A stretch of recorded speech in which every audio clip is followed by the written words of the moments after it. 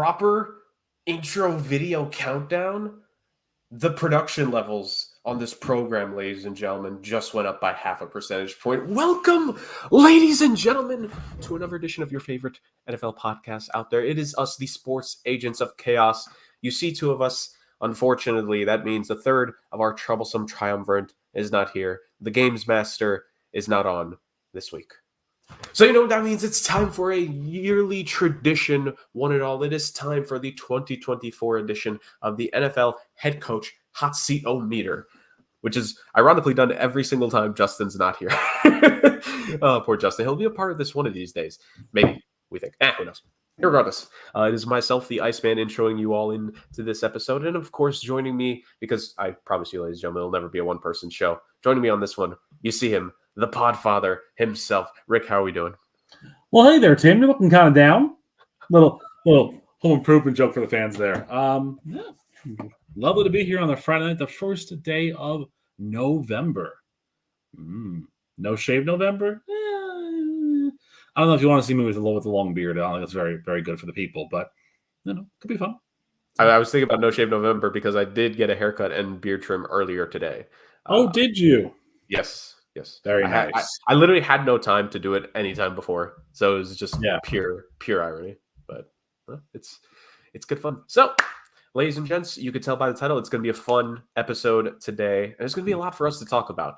So for that, we unfortunately, and I mean, the games are just always better because who wants the trivia and games at home that are brought to you by myself? Like we don't want that. The people really don't want that. So our version of Name That Player is called Player That Name. Exactly.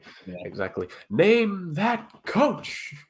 Yeah, it doesn't have the same ring to it. So we're gonna head straight into talking business in this one. Of course, like I said, head coach hot seat-o-meter is the main thing here. We have 11 coaches that are definitively on the hot seat for us to give a little bit of analysis towards and give our thoughts on. And we also have a couple coaches that aren't on the hot seat, but there's conversations that need to be had. But before we get to all that, we have just quick news bites for us to talk about. Another transaction occurred this week. To take a guess on what position got traded, I'll give you a hint. It's in the same one the last few weeks. So another wide receiver was traded, and we have a Thursday night game to quickly talk about. So before we get to all that, we have to have a little bit of fun before we hit the football and the chaos. So Rick, what is this week's mind-blowing fact? Have you heard the one, Jurg, about the Russian research study that went bankrupt or almost went bankrupt? I don't think I have, but now I really want to. So this apparently happened 5 years ago. So sometimes what happens in the world of science is that you have ornithologists and other animal doctors and researchers who will find species and want to have migration patterns locked. So it just so happened that a team of Russian researchers from the Russian Raptor Research and Conservation Network. No, they're not like the clever girl raptors from Jurassic Park. No, not like that.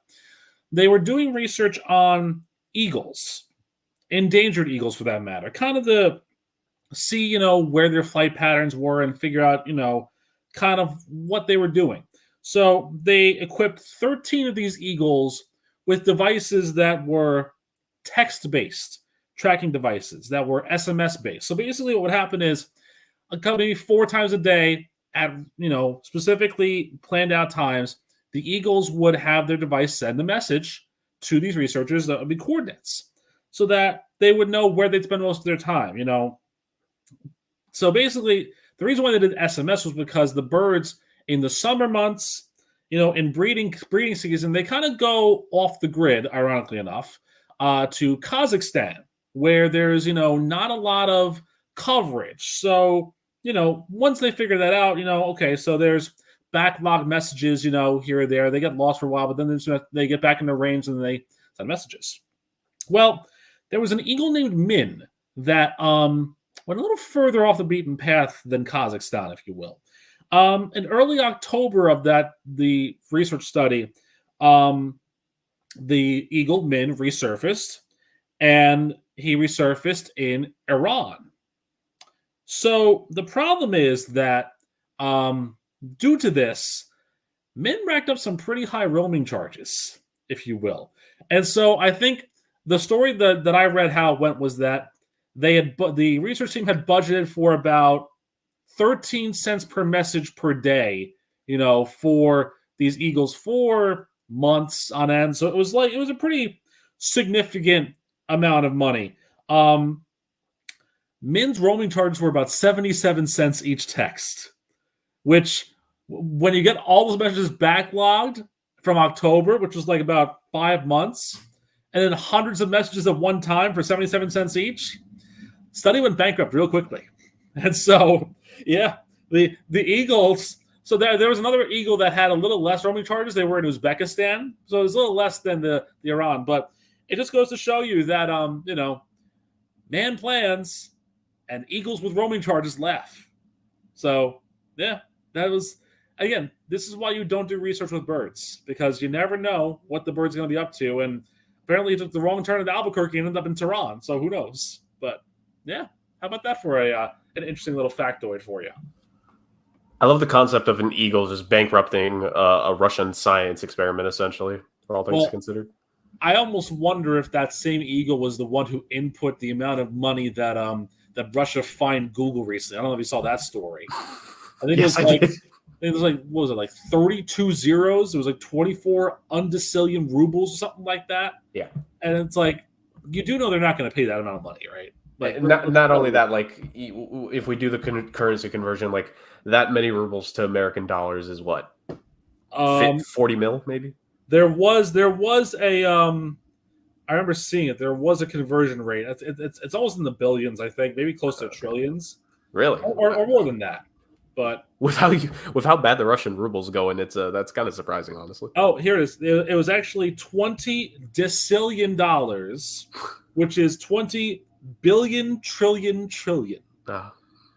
Which I okay, that's like tens, but like I think we're overvaluing the Russian ruble at this. Is this attempt at a fine going to just screw the Russian economy even more? Because it feels like they're overvaluing their own currency. I mean, I think it's more so an attempt to ploy at Google being a little too much of a conglomerate. So this could actually be an interesting eye-opening procedure for Russia, because they might be opening the door to say, hey, Google owns everything now. So if they're blocking us on everything, we can't have anything.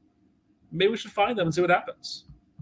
Not that I condone Russian things in any way, shape, or form, but this is, you want me to play devil's advocate, and there you go. So Eagles.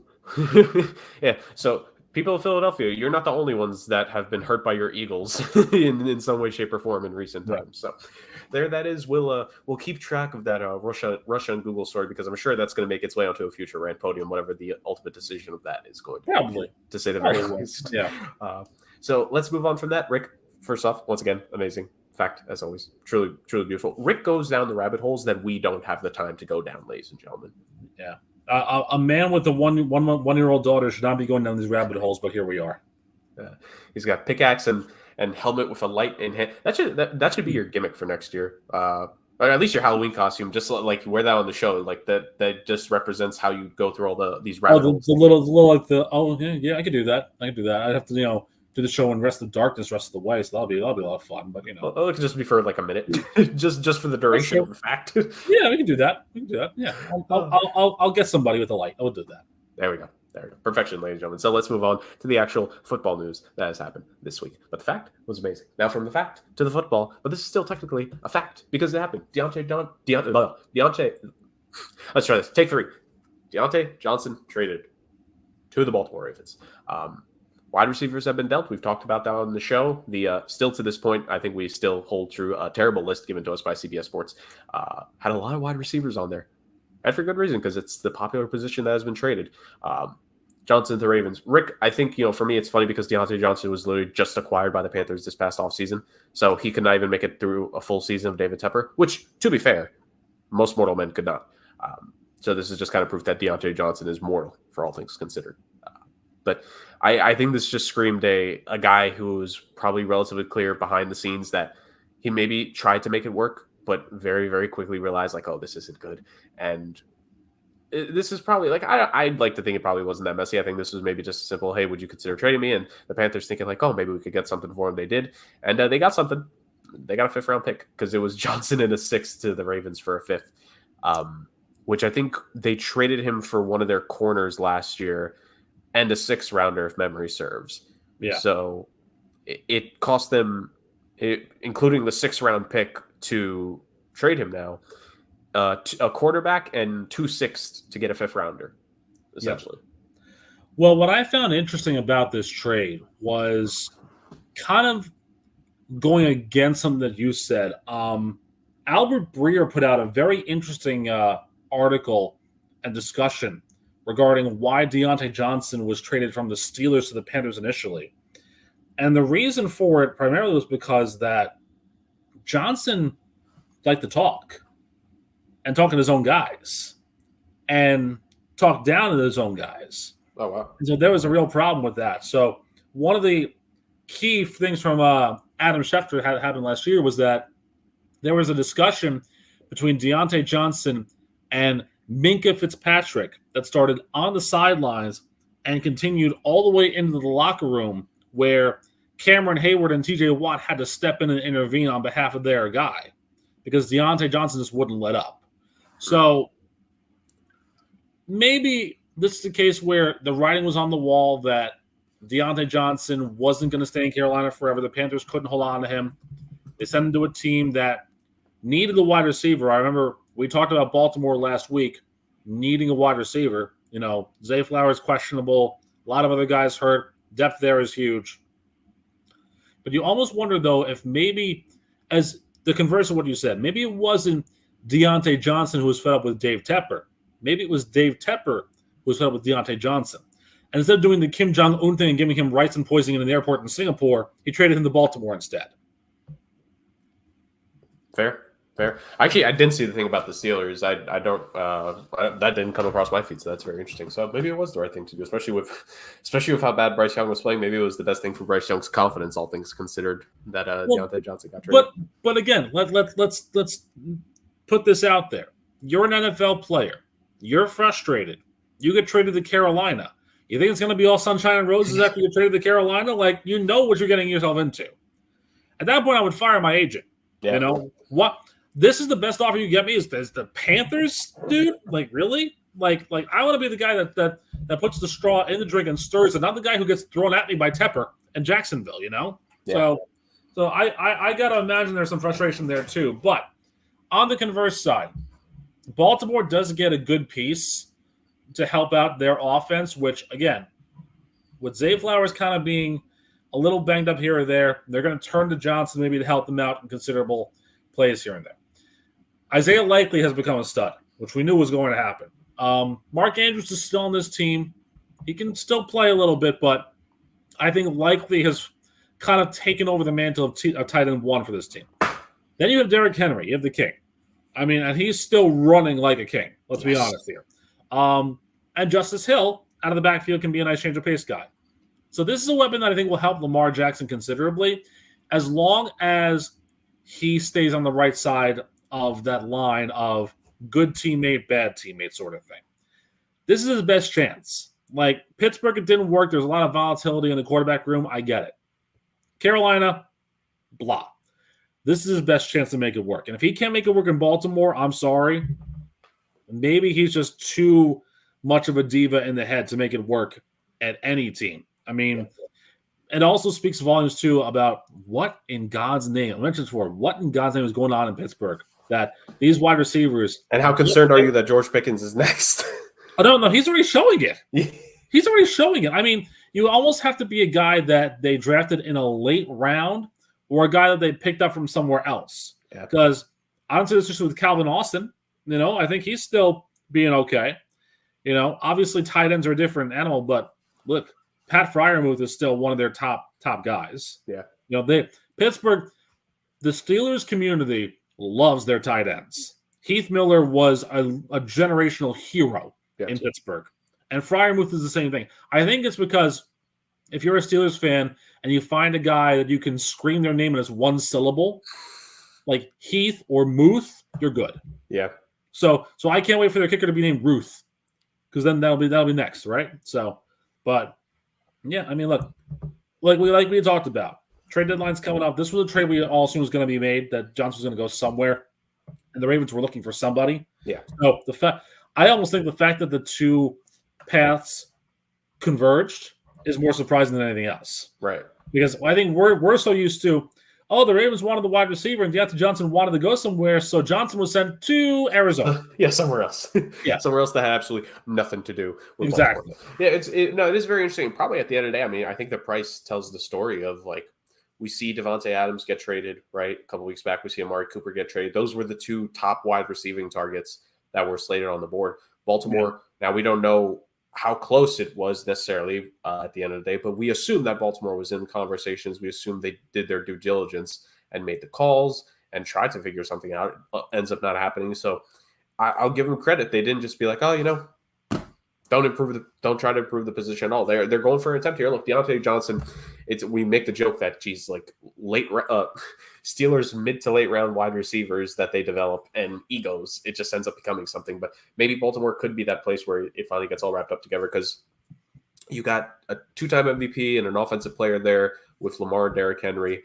You have guys that have been there for a couple of years, like even though relatively young, like guys that have seniority just in terms of being in the organization, like Deontay Johnson, a former rival now. Like you got to earn it. You got to earn your keep there. And maybe this will be the team that can figure it out. And I mean, what you were saying before about him when he was in Pittsburgh drawing off to Minka Fitzpatrick, I'll say this: Roquan Smith, Marlon Humphrey, those don't look like two guys that I think you could just draw off with and they wouldn't crack your jaw, especially Roquan Smith. So I think Deontay Johnson's going to get humbled real quick in Baltimore if it can happen. I think so too. A guy like Deontay Johnson, does it not just make you appreciate a certain, like, guys like Julio Jones, who, like, top wide receivers at their peak?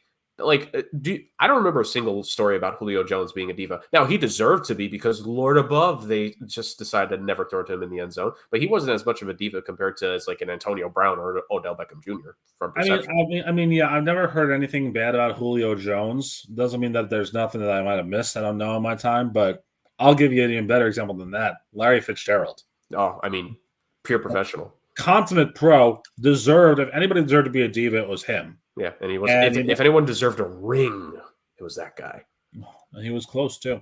Yeah, and I'm almost. I mean, maybe it wasn't reported, but the Cardinals feel like the kind of team where they probably offered Larry at the end of his career, "Would you want us to trade you somewhere with a chance at a ring?" And he probably said, "No, I want to be here my whole career." Well, yeah, he wasn't going to be able to make University of Phoenix money if he wasn't in Phoenix, so it makes sense. You're not wrong. You're not wrong at all. So that does the conversation for Deontay Johnson traded to the Ravens. And like Rick mentioned right there, the trade deadline is coming up here very much soon. So we will be able to react, I think, honestly, next show about the trades that occur. So it should be a good one, to say the very least. We'll see what teams are being active, because, I mean, the articles, the posts continue to persist on what teams should trade for certain players. And it'll be interesting in that. So and call out to the media. If you have an article out there, make sure it's a good one. Yeah, please. Please. Please put some logics in these trades. That's all we ask. Yeah. So from discussing the Baltimore Ravens acquisition to the Jets, whose wide receiver acquisition finally came up big for them in the game. Rick, Texans, Jets, Thursday night, last night. It was looking tough at first. I was working my game at work, and I was getting texts when I was getting ready to player ID Philip Forsberg and other guys like that last night. I got the text from you and Justin that were basically bemoaning the start of the game for the Jets, which was the Malachi Corley incident, which, oh boy.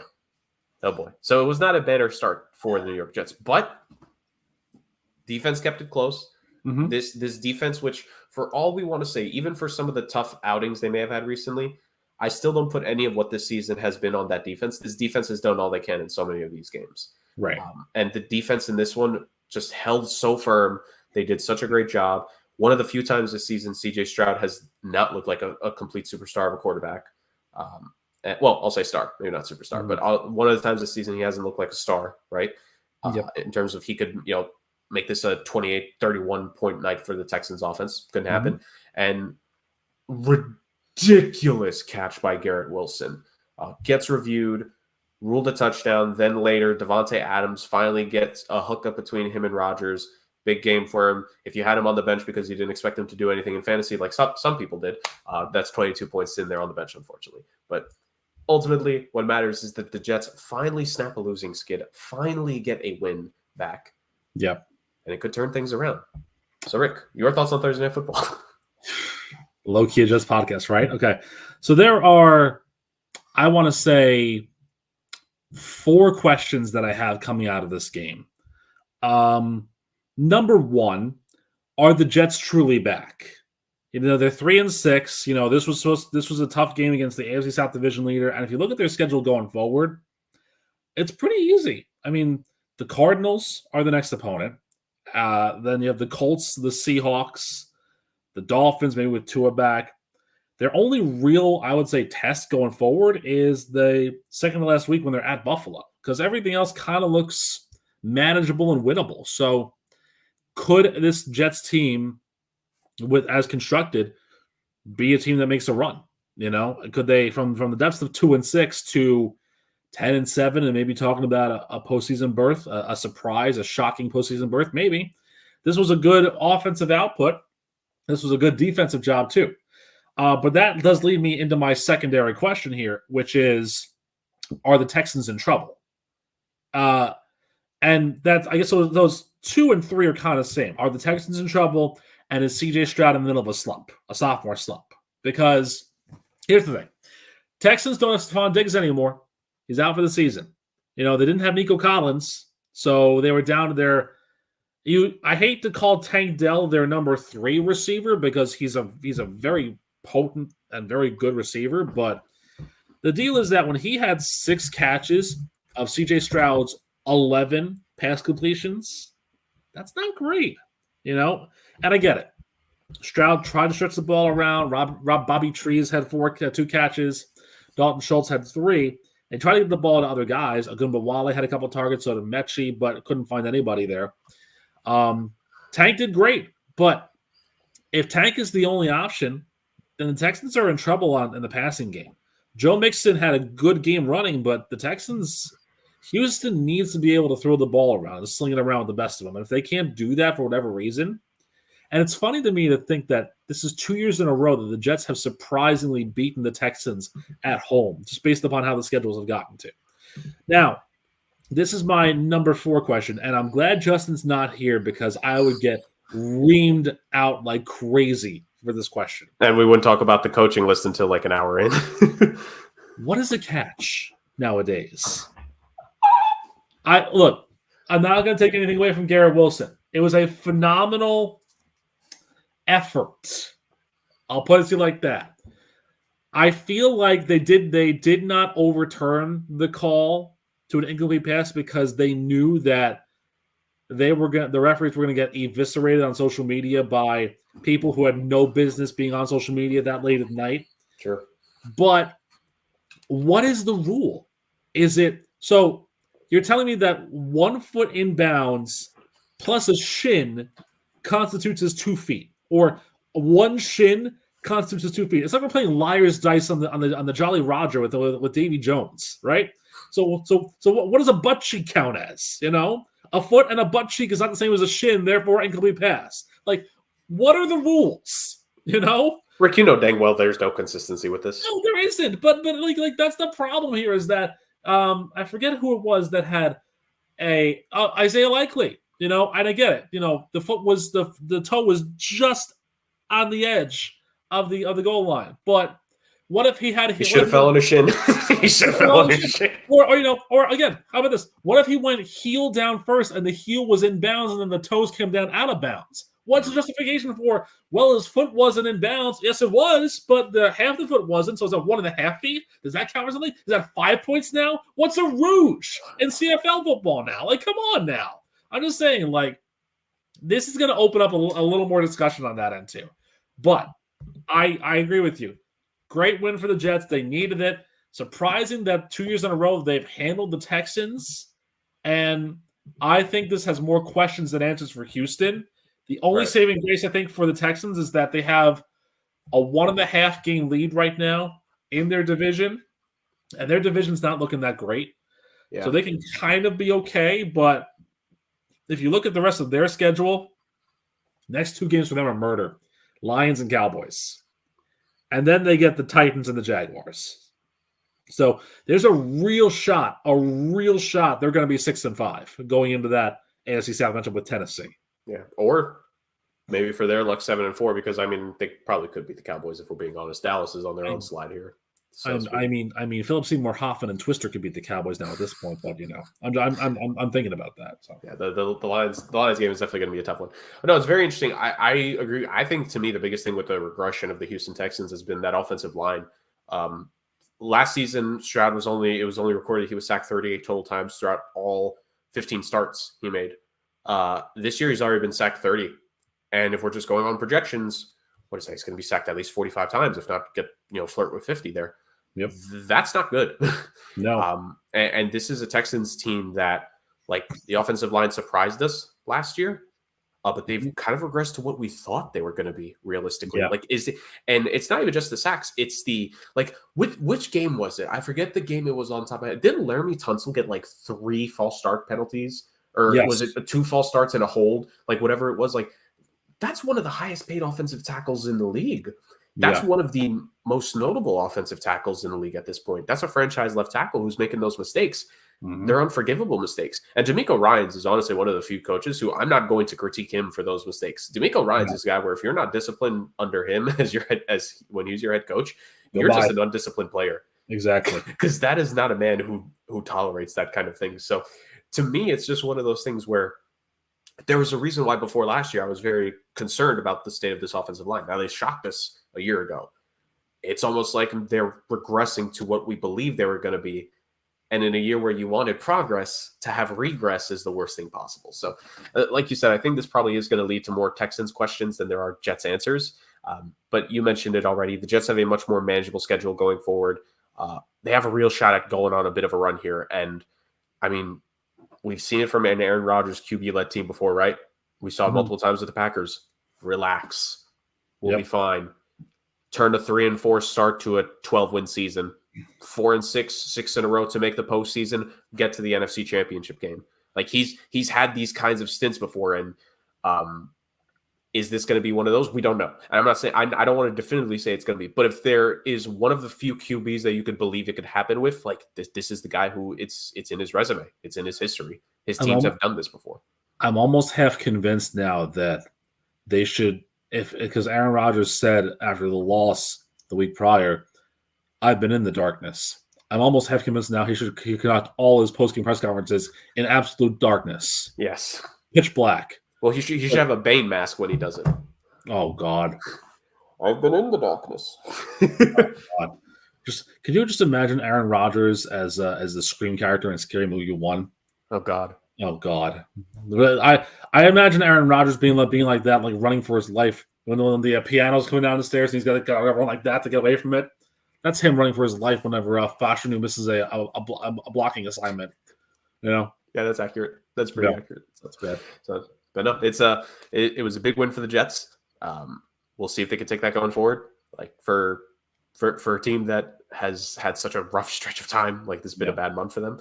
And incidentally, too, by the way, congratulations to Jeff Ulbrich. He finally got a win. Yes, his first win as an interim head coach, doing something that Giff Smith couldn't do last season. Get a win as a head coach.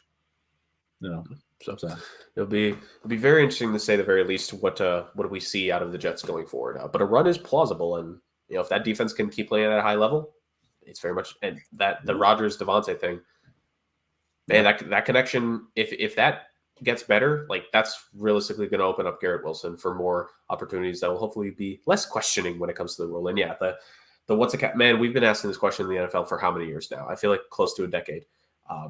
We're never going to get a definitive answer. Like we're just not. It's we've gone back and forth several times on the show in terms of like refereeing and being too harsh on the refs versus maybe giving them a little bit of leeway, because at the end of the day, like a sport like football is similar with hockey. Like, yes, we understand it is very difficult to do, but I'm sorry, it's not for the faint of heart, and you need to be willing to take the backlash of a poor decision. And if last night was a poor decision, you need to be willing to take the brunt of it, and you need to be willing to accept that. But they won't, and we know the league won't. So it's one of those losing battles we have as fans of like, we should still talk about it when it's due. And when a bad call inevitably cost the team in the postseason this year. And it's easy for me to say this because I don't have a rooting interest. So I call it like I see it. If a bad call cost the team in the playoffs this year, we very much need to focus in on that because it's unacceptable. Well, listen, again, to be fair too, you don't have a rooting interest, which is fine. I do but I'm also a rational Jets fan. I know I was a Bears fan last year. I'm a rational Jets fan this year. Whereas, if it doesn't happen, so be it. I think we just got to worry about the third member of our broadcast team here because there's a reason why he's not on the show this week, fans. And it's not just because it's the head coach hot seat meter. Yeah. It's the record broken for most swears on a podcast episode. Yes. And I think if the Jets, get a call against them that they don't deserve in the postseason, and they get broken again, and he might have to serve a double week suspension then for that rate. Yes. Or do a show from a padded cell full of puppets. One of those things. Oh, Sandoval controls the camera for him, obviously. Yes. Rick revealed the real reason. Justin has been suspended for one show, the first ever suspension in Sports Ages of Chaos history, which it's kind of surprising that it took 126 episodes for there to finally be a suspension. Did I get suspended after last year when I mentioned the Ravens and our AFC North and Justin Tucker would miss a field goal? You said you were going to suspend me for that, but I don't recall if I was on the next episode or not. I don't think you were suspended. I just think you were hiding from Baltimore fans after that. I might have been. I might have been hiding from Baltimore fans. Yeah, that's different. You're right. All right. You're right. If we're being honest on that one, so it should be an interesting one to say the very least. Yes. But no, yes, Justin has been suspended. I look for as the disagreement that I have with the FIA on a consistent basis. We got to clean up the language every once in a while. So Justin will serve his suspension, and then we will bring him back into the fold next time. This is a family-run broadcast. That is not the F1 radio network. Okay. Yes, clearly, to say the very least. All right. So that handles all of the non-coaches conversation, and guys, it's time to talk the NFL head coach hot seat-o-meter. Boom! I love it. It's glorious. It is. Shout out to the random fire PNG that I found on Google when I was looking at this. How about that? I actually did find a picture of like a seat with flames around it, but there were two issues. One, every single time I tried to download the picture, it never popped up as a JPEG, so it wasn't going to let me put it. And two, it was a throne. And while that's funny, I think it's funnier if it would have been like a couch cushion on fire. I think that would just been funnier for the bit. Like, oh yeah, or like one of those little stupid folding chairs. Yes, other than that, yeah. But a throne on fire it's old hat at this point. Old hat, and also like, did these coaches really deserve to have a throne in the background? No. Yeah, no. So, guys, it is time for the NFL head coach hot seat-o-meter. As you guys know, Rick and I, because it's always a two-man show, we are going to rate on a 1 to 5 scale how hot the seat is essentially for the coach. 1 is, God, this is the coolest thing in the world. Yes, things might be rough right now, but whether it's we think it's unrealistic or other factors, nothing's happening, versus a 5 where it's like, yeah, you're probably 2 bad weeks away from being fired, or 1. Who knows? But before we get to the definitive head coaches on the hot seat, you guys are safe for now, but there's a discussion to be had. We have a quick list of coaches here, ladies and gentlemen, that it's going to be a little less all-around discussion because these coaches are now in a very good spot in this regular season, but we've had conversations about them already. We've had them in the past, and we could potentially have about them in the very near future, but they are definitively safe for now. Let's run through this. Ironically, 2-2 AFC, NFC on this one. Let's go to the AFC first. Sean McDermott. Now, this is the guy that one of the two coaches that so of these 4 coaches that we have in this section real quick, one of them wasn't on the original list at all that we're going to get to here in a bit. One of them was, but we thought better of it for both of us. And then 2 of them, one of us had one of us had the other, but we agreed to put them here. McDermott was one of them that just one of us had. That was who Rick had. He hadn't popped in my brain at first, but I'm like, okay, you know what? And then before the show, we came up with this. So McDermott is safe for now, and I don't blame this at all because this is a guy that, like, last season was kind of a gift, if we're being honest. Yeah. They were a run of games away, and it might sound like a hindsight 2020 thing, but let's be honest. They had to fire the offensive coordinator. If that blew up in their face, the Buffalo Bills would have missed the postseason last year. Yeah. And in a season where, again, this was before we knew the Chiefs would win the Super Bowl, in a season where it looked like the Chiefs were at their weakest, missing the postseason when you had the best chance possible to defeat them would have been a massive stain on McDermott's resume. Now, they made it, and they faced the Chiefs, and they lost to the Chiefs. Okay. So, Rick, I'll let you take the majority for this one. McDermott and why he is safe for now, but there is discussion to be had. So it's controversial to have McDermott on this list, and part of me said let's do it for the memes, but at the same time too, you got to give something else than just making it to the postseason. Now, I know that's the one criticism we have about Mike Tomlin is that you got to give Pittsburgh something more than a winning record every season. But Tomlin has a Super Bowl win. McDermott does not yet. And in this current era, this is the best Buffalo era that we've had in a very, very, very long time. But if you're telling me that this team cannot ever get over the hump of Kansas City and a Baltimore, I mean, Sean McDermott, as of right now, where we're standing this season, 5-2 this year, his overall record in Buffalo as a head coach in the regular season, 78-43. That is a 645 winning percentage. He only had one losing season in the second year. Great. Really, really good. Postseason, though, 5-6. Now, they've won in each of their last 4 postseason appearances, which is great. But in the last 3 years, they have lost in the divisional round. They haven't even gotten to the title game. And again, right now, you're in the prime of Josh Allen's era. You just traded for Amari Cooper. You have James Cook, who's doing really well. You have a defense that is solid. You have, as of this moment, starting now, the genesis of McGillicuddy, from this moment, right now, you have a 3.5 game lead. What a pull. What a pull, right? 3.5 game lead in this division. The Jets are 3-6. Buffalo is 6-2. You're telling me that they're in line for the one seed at the moment if Kansas City stumbles. Because I don't think Pittsburgh's going to be in line for it. And I'm not sure about Houston. KC 7-0. I don't think they're going to go perfect. Buffalo's right there. If the Bills get the 1 seed and the championship game runs through Buffalo, there's no excuses. There was no excuses at all when you hosted Kansas City last year, didn't get the job done. So that's why McDermott's got all this great success in the regular season, but it's starting to feel like, yeah, but can you win in the big moments? And the answer's been no. They haven't gotten past the AFC title game. They haven't gotten to a Super Bowl. Now, here's the other side of the coin as well. Marv Levy got to 4 in a row with Buffalo in the 90s. That was the 90s. Things were a lot different back then. You know, back then the NBA was in Vancouver. Things were a lot different back then, and better, some would say.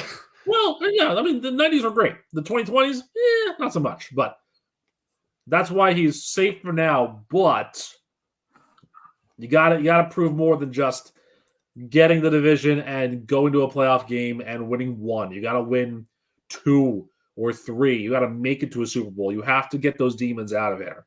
So honestly, that's why I think I had him there, was that it's safe, but there's that lingering maybe something will happen if they don't the win doesn't come this year around. Yeah, I don't blame you. And it's one of those things, like you mentioned the Bills from the 90s, like, yeah, 4 Super Bowls in a row, I'd keep the coach too. He's clearly doing something right to get that far. Like, yeah, there's a difference between you make it to, and put this in any sport, World Series, whatever. Like, yes, is it disappointing to get to the final game that many times in a row and lose it? Obviously, but they still beat they ran the conference for 4 years. This Bills team isn't running anything. No, they before this year, their running backs couldn't run a freaking lick. Consistently. Exactly. There's a massive difference between things. Look, I've made no bones about it. I've been more than willing on this show to fire coaches that have had really good track records, because at some point being good doesn't matter anymore. You need to be great, and there's no reason at all this Bills team shouldn't be. And I think the big thing, Rick, that you mentioned is like Josh Allen's window could be a lot smaller than we think. Is he playing great this year? Absolutely. I'm not going to deny that. But when is that big injury? Like, he's been very lucky, I think, for the most part, with injuries. Mm-hmm. When is he finally going to catch that big injury? Yeah. When is that finally going to hit, and how bad is that going to affect him? Because for all the QB comparisons that happen, the number one QB comparison I think is the most valid in the league is Josh Allen to Cam Newton. And dude, Cam Newton was great. He was an MVP. He led his team to a Super Bowl. And look what injuries did to that dude. Yeah. 2019, 2020, 2021, Cam Newton, a shell of what the 2015 version was. Absolutely. And if you get unlucky, and if it's this year or next year, 2028 Josh Allen is not going to look as good as 2024, even 2025 Josh Allen. No. And I don't wish that upon the guy. I mean, I hate the fact that he's dating Haley Steinfeld, but I don't wish that upon him. It's an inside joke, but it's one of those things where, like, yeah, you have a chance and you keep blowing it. At some point, how do you not, like, when are you going to stop? And where does that stem from? Like, well, that's the thing too. Is that you have to almost do that and get to a Super Bowl, at least get to a Super Bowl, yeah, because right now the comparison of where Josh Allen ranks in the best quarterbacks in the NFL history, I would say, is Dan Marino, because great AFC East quarterbacks never won the big one. yep, Marino went to one. Marino went to one very early in his career, I think. yeah, it was within the first 3 years. He never got back. Yeah. Never. And if you're Josh Allen and you never get to one, it's like even Tony Gwynn got to a World Series towards the twilight of his career, The greatest players get there. Yeah. And if you're Josh Allen and you're trying to get there and you can't, you got to look at everything. There's a lot of question marks there. Exactly. You got to look at every single spot. And maybe Sean McDermott, if they can't get there under McDermott, maybe it's time for somebody else to step up there. Yeah. So we'll see. Obviously, they're in a good spot. And, for this, with the way the Paculas are, they're probably going to be safe for now. But another disappointing playoff exit conversation needs to be had. Anything less than an AFC Championship game, there's legit conversation there. So there's that. Speaking of blowing opportunities, we talked about McDermott and Allen just now. Let's talk about John Harbaugh, the guy with the most blown fourth quarter leads in the century? Look, this dude has a Super Bowl, but man, that Super Bowl was a lifetime ago. What it was? Let's do the quick math. I was in high school, and during that Super Bowl, you were undergrad, junior year of college. So you were undergrad. Justin, if I had to guess, probably in between us, I think. Justin was skating at the roller rink with his buddies. Well, technically that still counts as in between us, but yes, Justin, it's in some way, shape, or form probably closer to your junior. I would say he was either a high school senior or probably a college freshman. Somewhere around there, yeah, I think so. So there's the context there. College was very much going to be a part of all of our lives in very short notice for the three of us. The last time the Ravens won a Super Bowl. And there's been a lot of good since then. Sure. There's been a lot of bad too. And this is a guy that he was not on either of our lists initially. There's so much goodwill in Baltimore. It almost feels like at this point, like Harbaugh, he's one of the two names I would definitively say this about on this list. It's almost like the choice for him to no longer be the coach. It's him first and foremost. Yeah. And if you want to argue if he's earned that or not, considering, yes, he did win a Super Bowl, but that, again, it feels like such a lifetime ago. Because the COVID tax, really, we had 10 years. So it's really been 2 decades since the Ravens Super Bowl, it feels. So, look, this is my take. Yes, they keep blowing leads. Yes, for some reason, he makes terrible fourth and goal or fourth down calls at the weirdest possible times. This is one of those ones, if we had decided to keep him on the main list, I probably would have given them a high rating, even though I have had my gripes with him on this show before. Every once in a while, I need to veer away from what I think should happen and what I would logically think to what is the NFL logic of it. And the NFL logic is John Harbaugh's not going anywhere. Until the Ravens have a 2-15 season, that dude's job is safe. Yeah, but even then, I would think that he'd be fine. I think you're right. I think John Harbaugh has earned the right, especially with the Ravens, to coach this out until he's done. Kind of like what Belichick did with the Patriots. Harbaugh's only the third head coach in Ravens history, if you can believe that. Because they had Ted Marchibroda to start off when they were an expansion team. And then Brian Billick ran from 99 to 07, and it's been Harbaugh ever since. So Harbaugh's been there for 16 years. You're right. It's a case where, yeah, I know, that's crazy, right? But he has earned the stripes to say, he can be there for a while. The problem is that, like you said, that 2012 Super Bowl is forever ago in a day. The funny part about it, though, is that you look at that and you say, oh, well, that the quarterback who won the Super Bowl has to be retired, right? Well, no, because Joe Flacco's still in the league. Like, come on now, really? Since that Super Bowl, though, the Ravens have been 3-6 in the postseason. It hasn't been sunshine and rainbows for them. It really hasn't. They've had their fair share of struggles. They haven't gotten back to a Super Bowl. And some of their losses rather have been kind of surprising. I mean, you know, I know they were 10-6 in 2018, but who had them losing to the Chargers in the wild card game that year, right? The next year they go 14-2, and what happens? Titans. They had that run. I know it's a sore subject jerk, but the Titans had a good time. Thinking about that team having success just pisses me off.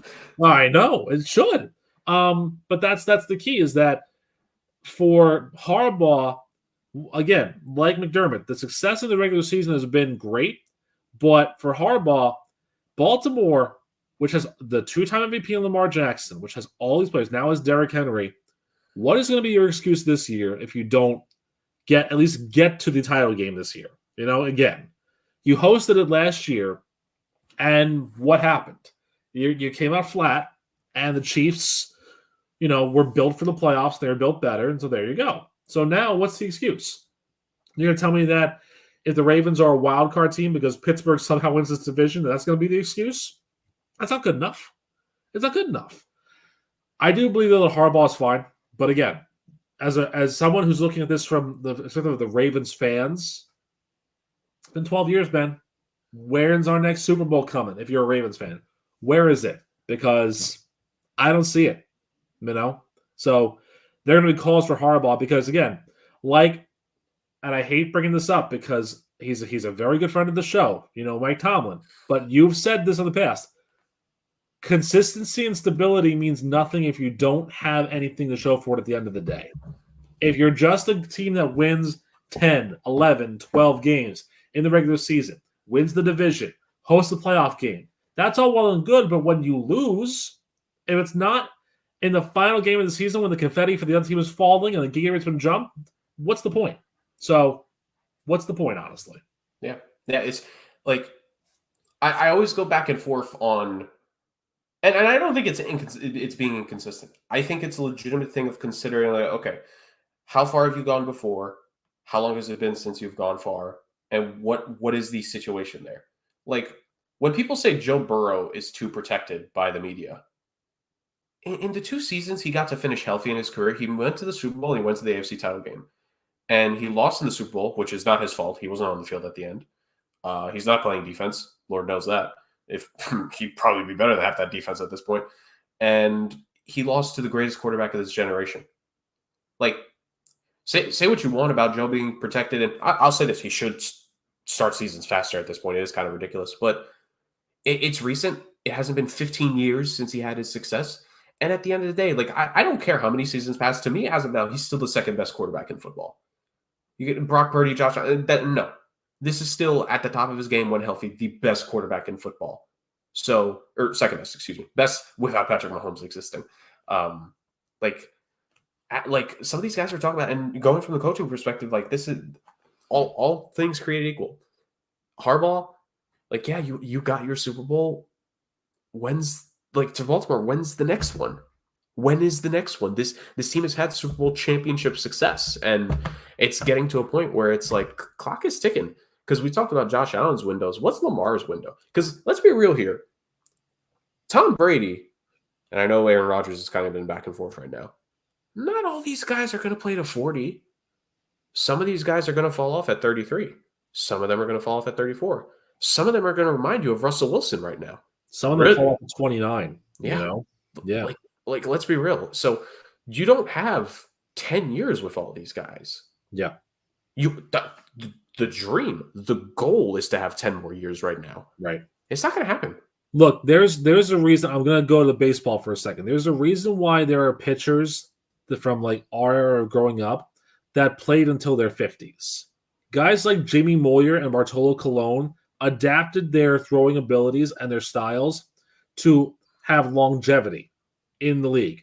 Not to be flashy, because Lord knows Moyer was not a flashy pitcher at all. He threw his fastball 80 miles an hour. Like, that's not flashy. But what he was a finesse guy and a control guy. Tom Brady, for everything he was Tom Brady a guy that was going to take a hit and try and run the ball every play? No, he was not that guy. The two quarterbacks from the guys we just mentioned, Josh Allen and Lamar Jackson, are, I would say, 60-40 pass run. That's not sustainable. It's not in this league anymore. It It's never not a was. matter, It never it's, was. it's, it's not a matter of getting hit. It's a matter of if you try and run and you plant wrong, there goes your knee. There goes your ACL, right? We look at Deshaun Watson, non-contact injury. You plant your foot wrong and you're done for. Teddy Bridgewater, you plant your foot wrong and you're done for, right?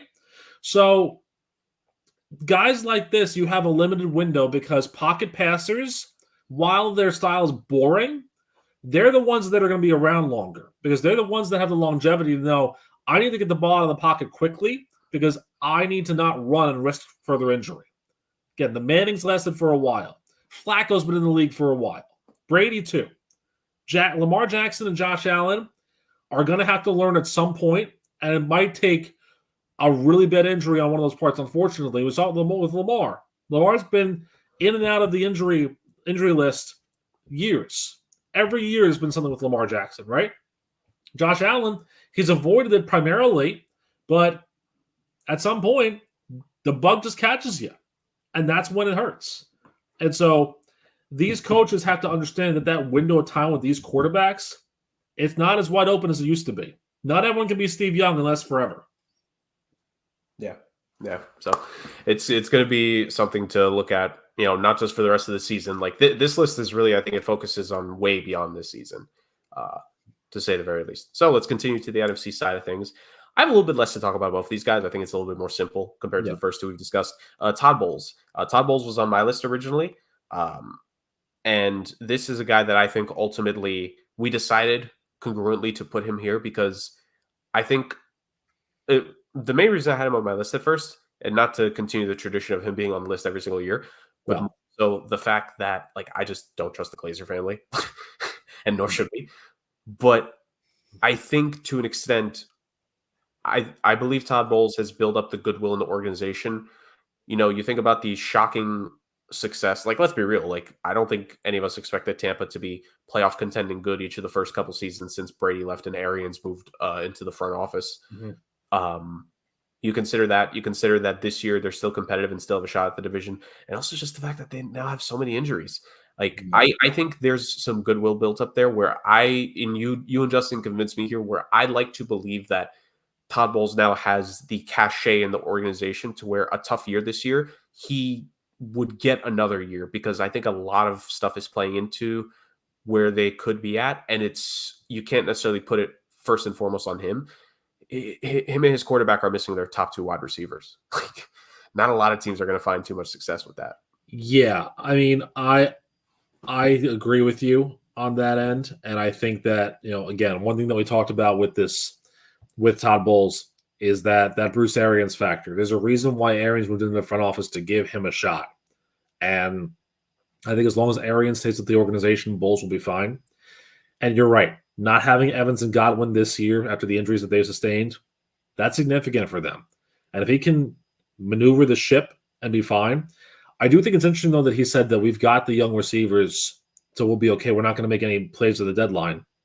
I think you should make at least one play at the deadline for a receiver, but he's not the GM. So if the GM decides, nah, then Bowles just has to say whatever the GM says. So, but I agree with you. There's not much to say here because it is every year that we put him on the list. Sometimes it's a joke, but I just think that this is a case where he's undone by the injuries that have been kind of beset to his organization at this point. Yes, and the fact that two Jets fans caped up for this man, I think is very telling, to say the very least. So, and also, last point, Rick, you mentioned Arians. We were shocked at the time that they picked Bowles and not Leftwich. And now, fast forward, Leftwich, I don't even think he's on a coaching staff, if I'm not mistaken. Or if he is, he's not the offensive coordinator. I think he's an offensive assistant at this point, to be honest. I think you're right about that. Or he's somewhere else. I don't even see him in the league anymore. So, I mean... Yeah, it's very telling that Bowles was picked as the successor after Arians, and Arians had a role in that.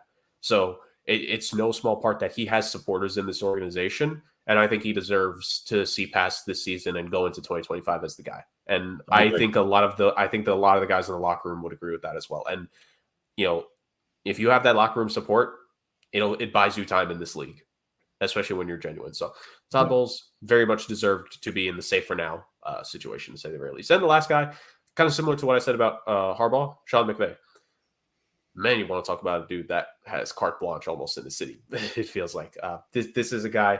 You mentioned stuff with records earlier, Rick. Like we look at Sean McVay and the success that he's had in such a young coaching career. Dude is 38. He's not even 40 yet. Jesus Christ! But like just look at the head coaching record in his career to this point: 73 and 49. So very similar to McDermott, like you pointed out there earlier, Rick.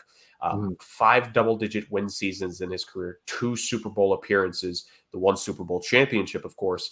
When they started on the wild card round because they played 4 games in that postseason, 7-4 career record in the playoffs as well. Like this is a guy in Sean McVay and by the way, only 1 losing season in his career. That was just 2022. I mean, as of now, it's a losing season, but there's still time. Yeah. This is a guy that to me, it's the definition of right now, it's his pick of if he wants to continue or not. Yep. We've said in the last couple of years, there have been offers of him to be a broadcaster. Now, Dustin has been one of the guys that's like, we've heard that for a few years now. I think we're going to hear it for 5 more. Like, this is a dude. Sean McVay is intelligent. He's knowledgeable about football. He seems like a freaking likable head coach, man. And also, I don't know how much this is going to play into it. I know Fox hired Brady and they gave him the big contract to be the guy. But I remember something with Brady now having part ownership with the Raiders now. I saw people, I think people were mainly saying it as a joke, but I think there's something in there where it kind of impacts his, like something that he's able to do in terms of the conversations he's able to have in games. Yeah, he basically, he cannot disparage referees or he cannot intimate the desire of like coveting a player, if you will. The language is a little loose there. So that's a little... Which takes off like 35% of what a color analyst is supposed to do during a game. Exactly. And so this is another one. This is good. This is quick, but you're right. McVay will have this job until he says otherwise. I think the reason why we talk about him is because there's been those background rumors and intimations about him wanting more time with the family, and him wanting to go and be a broadcaster and go into that route. But his success has been unparalleled for as young as he is. And so if he wants to stay, he'll stay. But if he wants to go, he'll go. It's his call, no matter what happens. Yeah, and like to the point, it's ultimately like, does he want to continue to carve out a great coaching career, which it's already a pretty good one, right? He's got the Super Bowl, or does he want to take a step back? And this dude is so young; he can go back to coaching if he wants. Like he can, right now, if Sean McVay left football at the end of this season, and he stepped away for 4 years, so 2025, 2026, Sean McVay wanted to come back and coaching in 2029. I promise you, a minimum a third of the league is going to be calling his line to have that conversation and bring him back. I promise you that's going to end up being the case. Like, this is a very highly coveted guy. And also, I mentioned the Brady thing before because let me be real with you, Tom Brady has not impressed me in the few color games he's actually done. Let me just say that right now. He's not good. Greg Olson's so much better. Justice for Greg Olson. I agree with that. Justice for Greg Olson. I'll take Brady over Romo, though.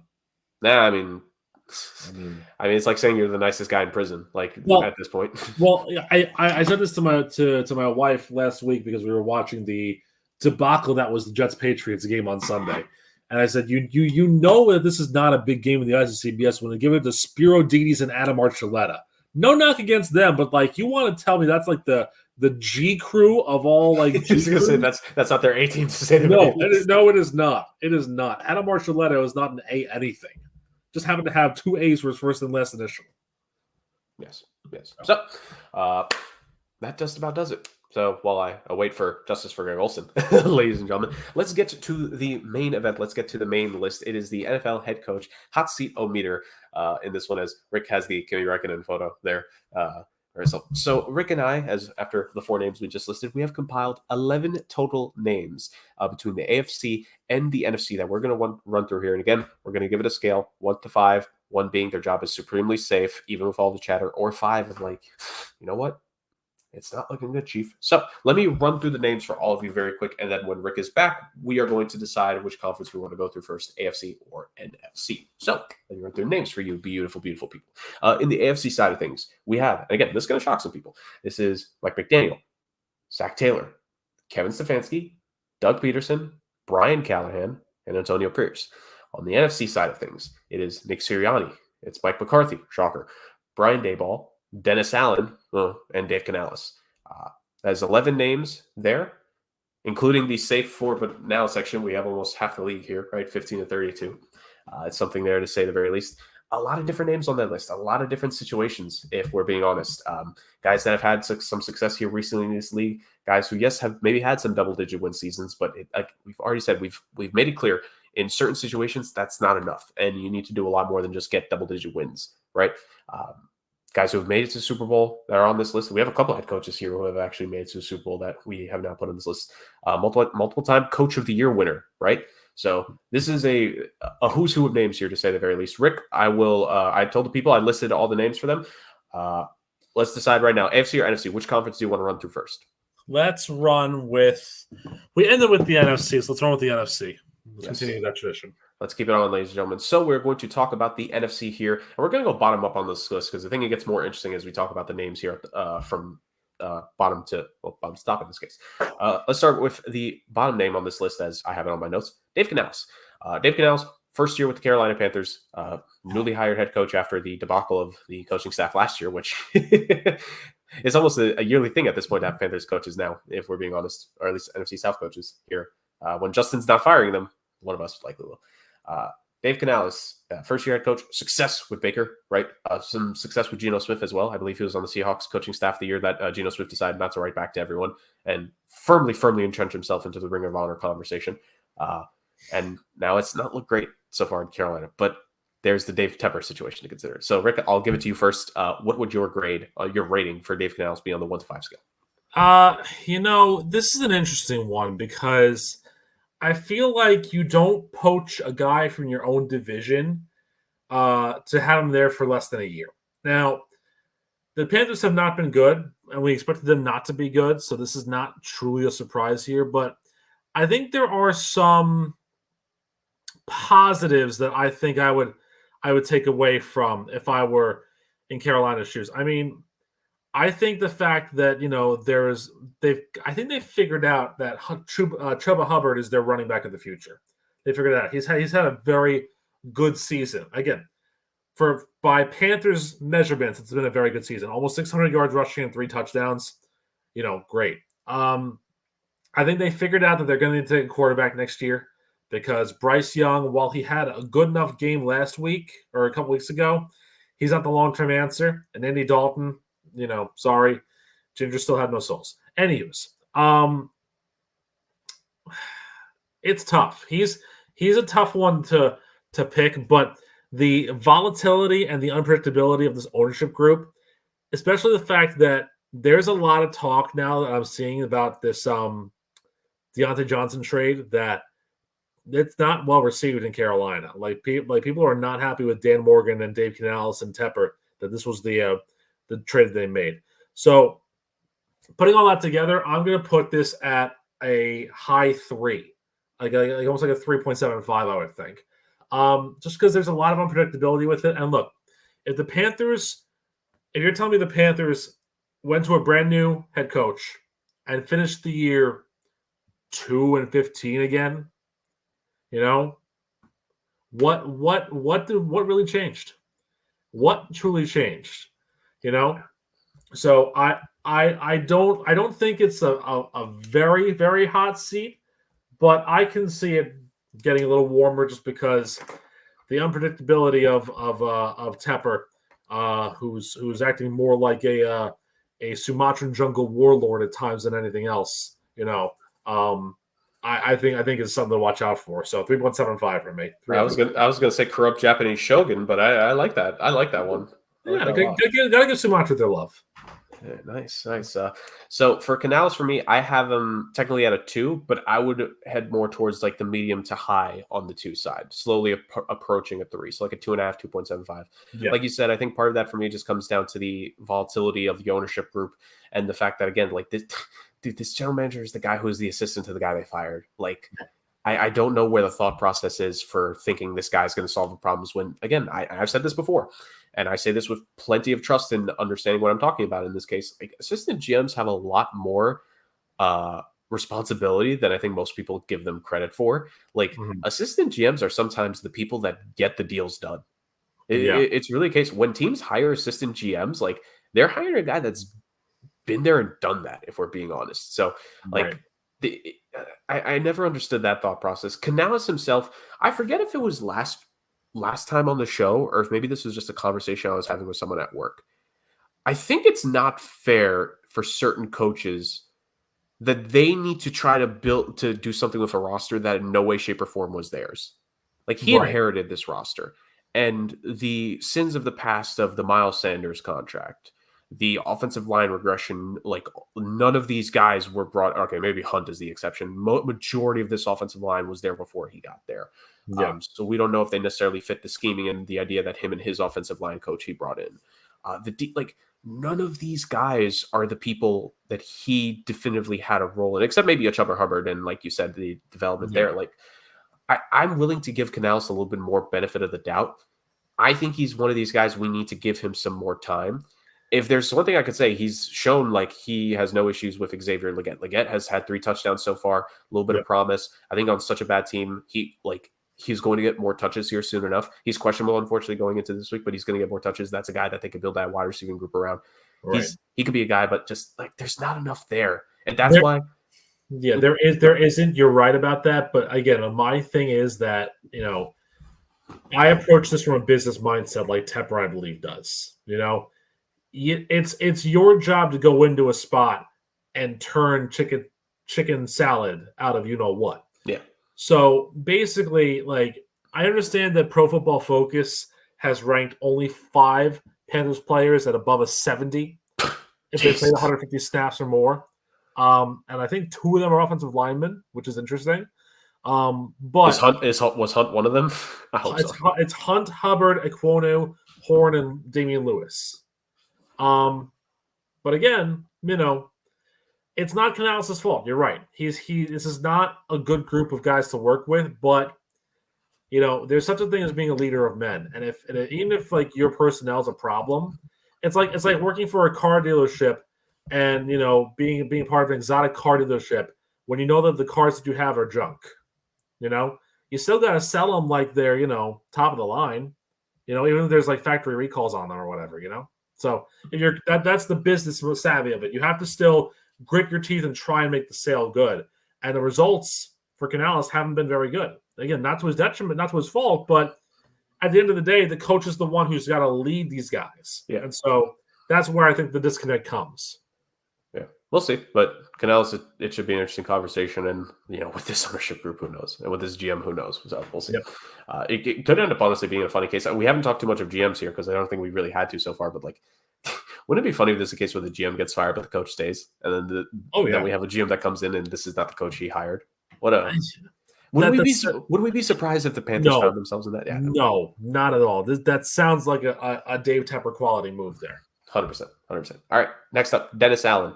Doggy, I've been waiting on this one. 5. Let me keep it simple. Like, I'm not a Dennis Allen fan. I think he could be a good coordinator again. I'm not a fan of him as a head coach. I never saw it. I know they went 9-8 last year. Cool. Not for me. And especially look, I get coaches need to defend their guys, but I think accountability is a thing that exists for me. The fact that he tried to blatantly defend his defensive player, Shepard, who was clearly trying to gator roll and twist Justin Herbert's leg off. Yeah, nah, you lost me there. So please pack your bags along with Nathan Shepard and his Justin Herbert leg replica, and please get the hell out of New Orleans, to say the very least. There's no reason to be happy with Dennis Allen as the head coach of this team. He's been outmatched on a number of occasions. I'm sorry, he's just not a head coach. He's not a head coach. And this is a fact that at the end of the day, we just need to accept some guys can't be head coaches. And he's definitively one of those guys. Will he end up as a coordinator again? Sure. Does he deserve that? Yeah, he deserves to be employed again. Not as the leader. No. I'm sorry, just no. I'm not a Dennis Allen fan, and it's not changing anytime soon. I think after week 2, when the Saints were 2-0 and had the most powerful offense in the NFL, I think you had some surprising considerations of, well, maybe, Dennis Allen's, not a bad head coach. And maybe, Clint Kubiak is actually a pretty good offensive coordinator. And then the wheels fell off because they've now lost 6 in a row, including allowing 51 points to the Bucks 3 weeks ago, Yep. and only scoring on 2 field goals and a safety last week. Yeah, listen, I wanted to be contrarian, but at this point, I can't be. This is a 5. It's time for Dennis Allen to go. It's not working. And if you want to say, well, Derek Carr is hurt, and he's got to get the rookie quarterbacks in their spots. Let me take you back to the Denver game for a second here. You remember how the first half ended there, Jerk, in the Denver game? Probably not, because rightfully so you weren't watching the game, which I mean is really fair. That was probably working, if we're being honest. So let's talk about this. So Denver, on their last drive of the first half, gets a field goal, goes up 16-3. This is how the Saints' final drive of the first half went, with about 16 seconds to go. Now again, 16 seconds to go, fine, whatever. 1st and 10. Rattler pass to Kamara for 1 yard.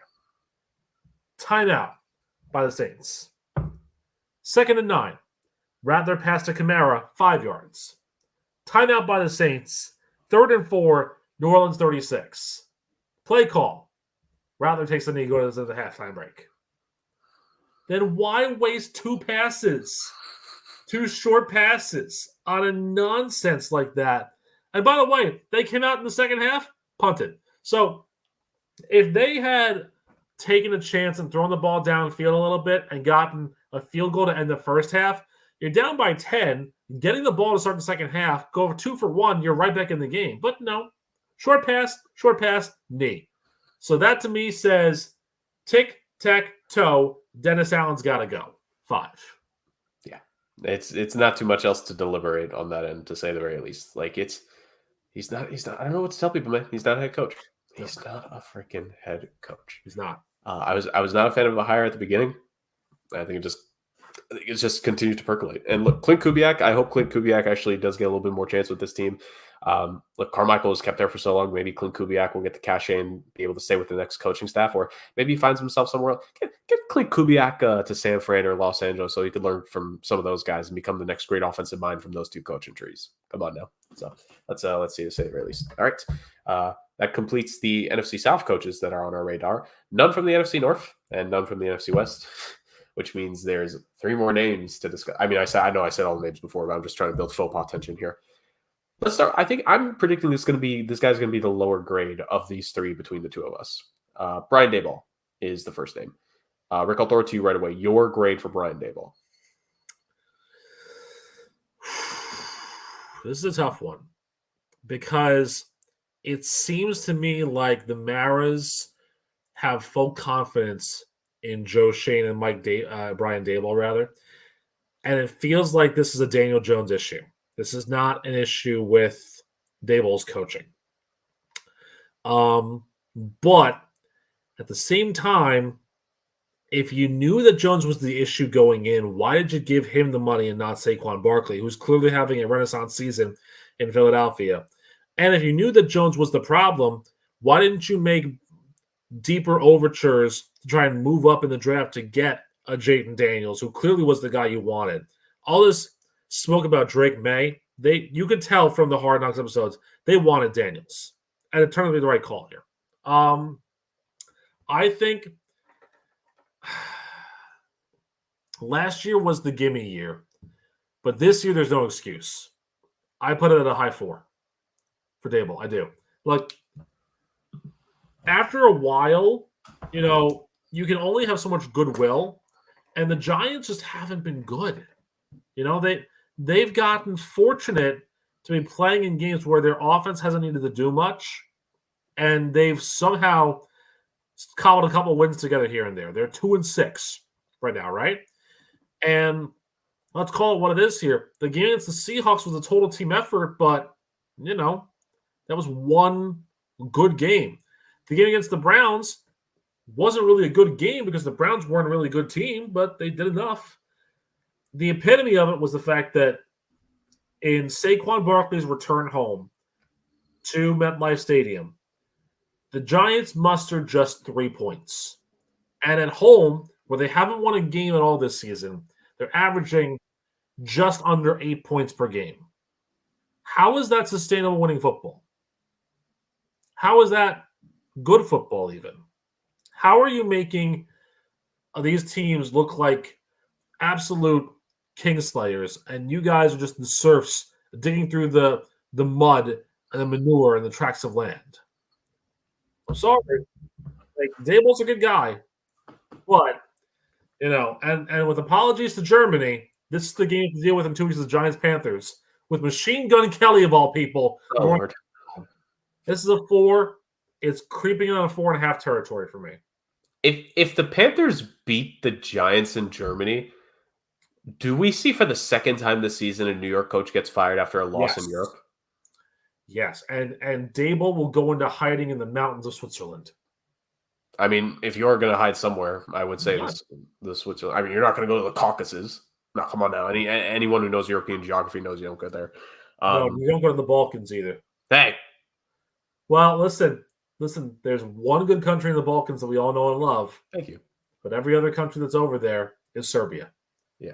Well, I mean, Slovenia and Czechia aren't that bad. That's true. Yeah, that's true. They're all right.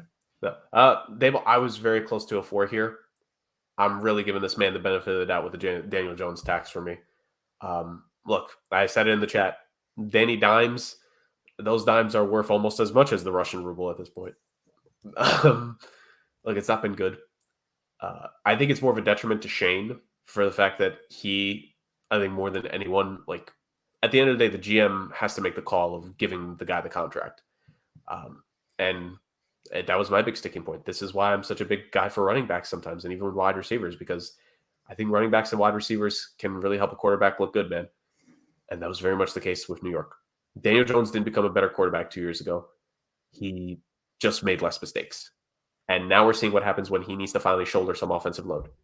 You cannot win a Super Bowl. You cannot hope to have sustained success. There's one of my catchphrases there.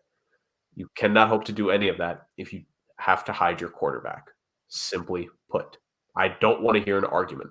That's just how it goes. So he's very close to a 4. I have a high 3 because I think there's still a lot of goodwill, but they need to avoid the performances like you've highlighted, Rick, of the really, really bad games that they have. Even with the Daniel Jones factor, there's no reason you should be having games where your only offense is just field goals, where you're only getting maybe 6 to 9. Like, you need to do more than that. You need to show that there's a little bit more, because whoever the next quarterback is going to be here in New York, whether it is going to be, maybe it's a free agency acquisition, maybe they get lucky and an unexpected trade happens, right? Or it's them taking a chance on a quarterback here. And the discussion of this should be a first round or a second, whatever it is. Like, you need to show that there's something.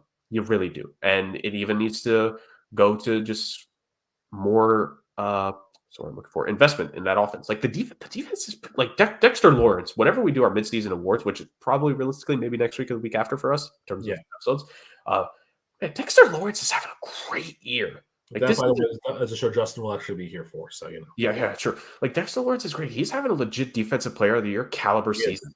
And he needs a lot more spotlight for that. Kayvon Thibodeau has been fine. Burns has made his differences here and there. That defense, for the most part, you tweak it a little bit here and there. That defense is fine. Yeah, I can't blame a great defense for not playing great at times when the offense forces them to be out there for 2/3 of the game, it feels like. I'm not going to do that. So it's close for me. It's a 3 at the moment. I'm willing to give guys, like, I'm willing to give quarterbacks and coaches slides in certain situations. I gave Trevor Lawrence a full-blown pass in his rookie year, right, with the Urban Meyer situation. Well, I'm willing to give Dayball a little bit of a pass here. But to me, the goodwill officially evaporates come the end of the season. Yeah. You have a little bit right now. You got to win Coach of the Year 2 years ago. Yeah, you got to start to show us something next year, point blank. So that's my take on it. All right. Second of the 3 NFC East coaches, Mike McCarthy. 5. Look, I could tell we're going to have a bit of disagreement here, and I don't blame you, but this is the weirdness of Jerry Jones. Even with the fact that I think the both of us can agree the Dallas Cowboys have clearly not performed to the way we thought they were going to. In Jerry Jones's mind, there's expectations with the star, and Mike McCarthy and co are not meeting it straight up. This would finally be the year where if they don't make it to the NFC title game, it's wraps for him. And even if they do somehow make the postseason, if they lose to a familiar foe again, if this team loses to San Fran again, Jerry Jones might he might have the old man strength one time. He might personally chuck Mike McCarthy out of Cowboys arena, like it's out of the Cowboys stadium. So I have him as a 5 because I don't see a way that if they miss the postseason this year, how do you justify keeping this dude? How do you justify keeping the consistent one and done guy who, yeah, I guess you won't go one and done in the postseason if you don't even make it there to begin with? Well, so that's the real question that I have, is that there's a lot of outside factors that are kind of swaying this issue more so. I firmly believe that they should have thrown the world at Kellen Moore to keep him as the OC and the head coach in waiting, because him going to the Chargers was the worst, was coaching suicide for him. He will not get a head coaching opportunity anymore because of that debacle in LA with Brandon Staley. If he had stayed in Dallas, you could make an argument that he would have been the interim if they fired McCarthy midseason, and he would have taken over as the head coach when McCarthy was eventually let go. The problem is that if I'm Dallas, I don't know if I see a better option right now out there to coach this team. Everybody's talking about Bill Belichick. Is that really the guy you want to bring in to this group? I'll tell you what I do think. I'm going to go with a bit of a lower score here than you might be surprised for, but I have a reason for it. I'm going to go with a 3 because I believe that if this season doesn't pan out the way that they want it to, Jerry Jones will do something drastic, but it's not going to be McCarthy who's going to be gone. Oh, I think I know. Dak is gone. I think Dak is gone. I think McCarthy, he's got enough goodwill. I understand that it's Dallas, but he's got enough goodwill that I think you can see the writing on the wall. I think you can start to see that Prescott's not the answer anymore. He's not the quarterback that you wanted to bring in. I think this is a Cowboys team that will swing for the fences. Now, what I think could happen that could make this higher is if Jerry Jones decides that he wants to try and throw money in Boulder and try and lure Coach Prime back to Dallas. And in doing so, they swing a trade to go up and get Shedeur Sanders to be the quarterback. Wow. I mean, who would say no? You know, would they say? If you throw all the money in the world at Dion, and then you can mortgage the future for Shedeur, you try it, make a play. I mean, if there's one team that would do that, they would in a heartbeat. And let me give one piece of credit to your theory. If there's any head coach that would actually embrace the circus of the Cowboys, it would be Dion. It's the guy who was in the circus of the Cowboys not too long ago. Yep. You know? Oh, let's be fair. It was a while ago. Well, no. What was he there last year when they inducted Jimmy Johnson into the Ring of Honor? He had to have been. So he's still a part of the Cowboy circus. Even though he didn't put on the uniform, he's still a part of the Cowboy circus. You know? So I think like I said, McCarthy I think is a 3, but if you're telling me that they're gonna make that move for Dion and for Shedeur, the only guy I feel bad for that is Travis Hunter, because let's be honest here, he should probably go wherever Shedeur goes. But if you're telling me that's the play, I mean, who knows? Maybe the Cowboys trade their next 6 first-round picks to get the both of them. Yeah, they could. Why not? Trade all your first in the next 3 years for number 1, and all your first in the next 3 years of that for number 2. Would Roger Goodell have the nuts to veto Jerry Jones? I think at that point, I don't think he has the right for it. I don't think so. No. So I go 3, but I think if that's the behind the scenes move, yeah, McCarthy's gone. But I go 3 because I don't see it happening. and I see Prescott being the odd one out of this whole circus. That'll be very, very interesting to say the very least. Well, last of the NFC East. Rick, this guy tries to have that dog in him, but that dog fluctuates between a Georgia Bulldog and Courage the Cowardly Dog, at least in terms of some of the play calling that happens. Nick Sirianni, the Philadelphia Eagles. Again, this is another coach here, real quick. His resume, coming into, as we're recording this, 39-19 overall career record, made the Super Bowl a couple of years ago, but had that drastic end to the season last year where the team just completely fell off a cliff. Way above 500 this year. They're starting to get a couple wins here to look to challenge Washington here in a bit. There are 2 games against Washington this season because they still have to face them both times. Will be critical in the fate of this division right now, especially if Dallas picks up another loss or 2 here in the next couple weeks. A very interesting conversation because I work with some Eagles fans, Rick. They do not like this guy's antics. No, but he's winning. Yeah. Right? What is the cure-all for hijinks and antics if you're a coach in the sport? Winning. So I initially had him pretty high up. I think he's cooled off a little bit, but I agree with you that the antics have got to stop. His demeanor on the sidelines has to change, and he has to become a little more professional than what he currently is because he doesn't have a Lombardi trophy yet. They got there, but he didn't win it. So it's kind of like getting to the UFC heavyweight title fight and strutting your stuff saying, I got here, and being knocked out in the first 25 seconds by Brock Lesnar. It doesn't exactly jive. I will put him with McCarthy. I will put him at a 3. But I will say that of the 2, like I said, McCarthy's scenario is kind of like a pipe dream thing. If the Eagles, God forbid, the Eagles lose both games to Washington, there is going to be some. That's a massive detriment. There's going to be some rioting on Broad Street if they don't at least split or sweep Washington. If the Commanders take both games, and I found it funny that you were like, and you said this too, and you didn't mean this in jest, but it's the truth.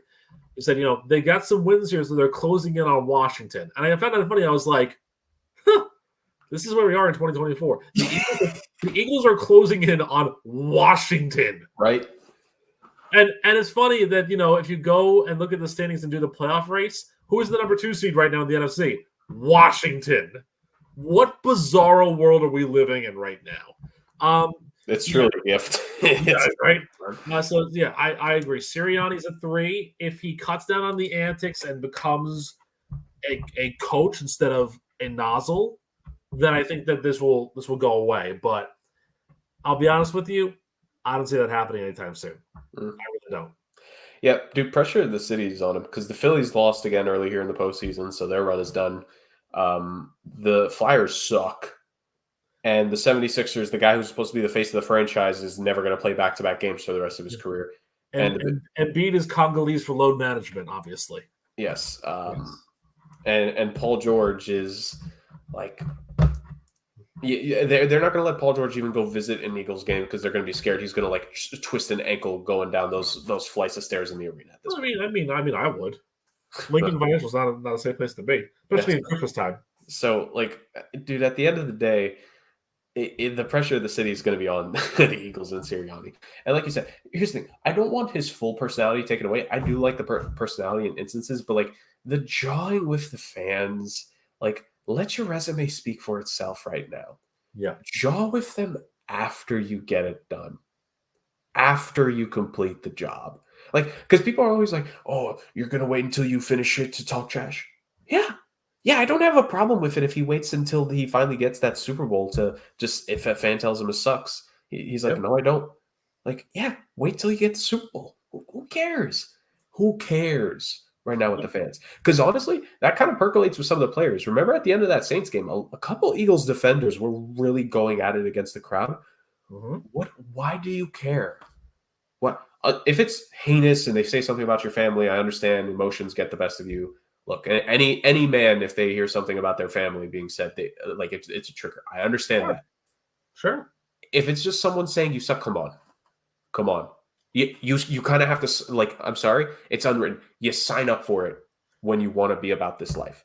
There's If you, only, in my mind, there's only of the 4 head coaches in Philadelphia that are there, Sirianni has the least case and the least warrant to act the way that he does.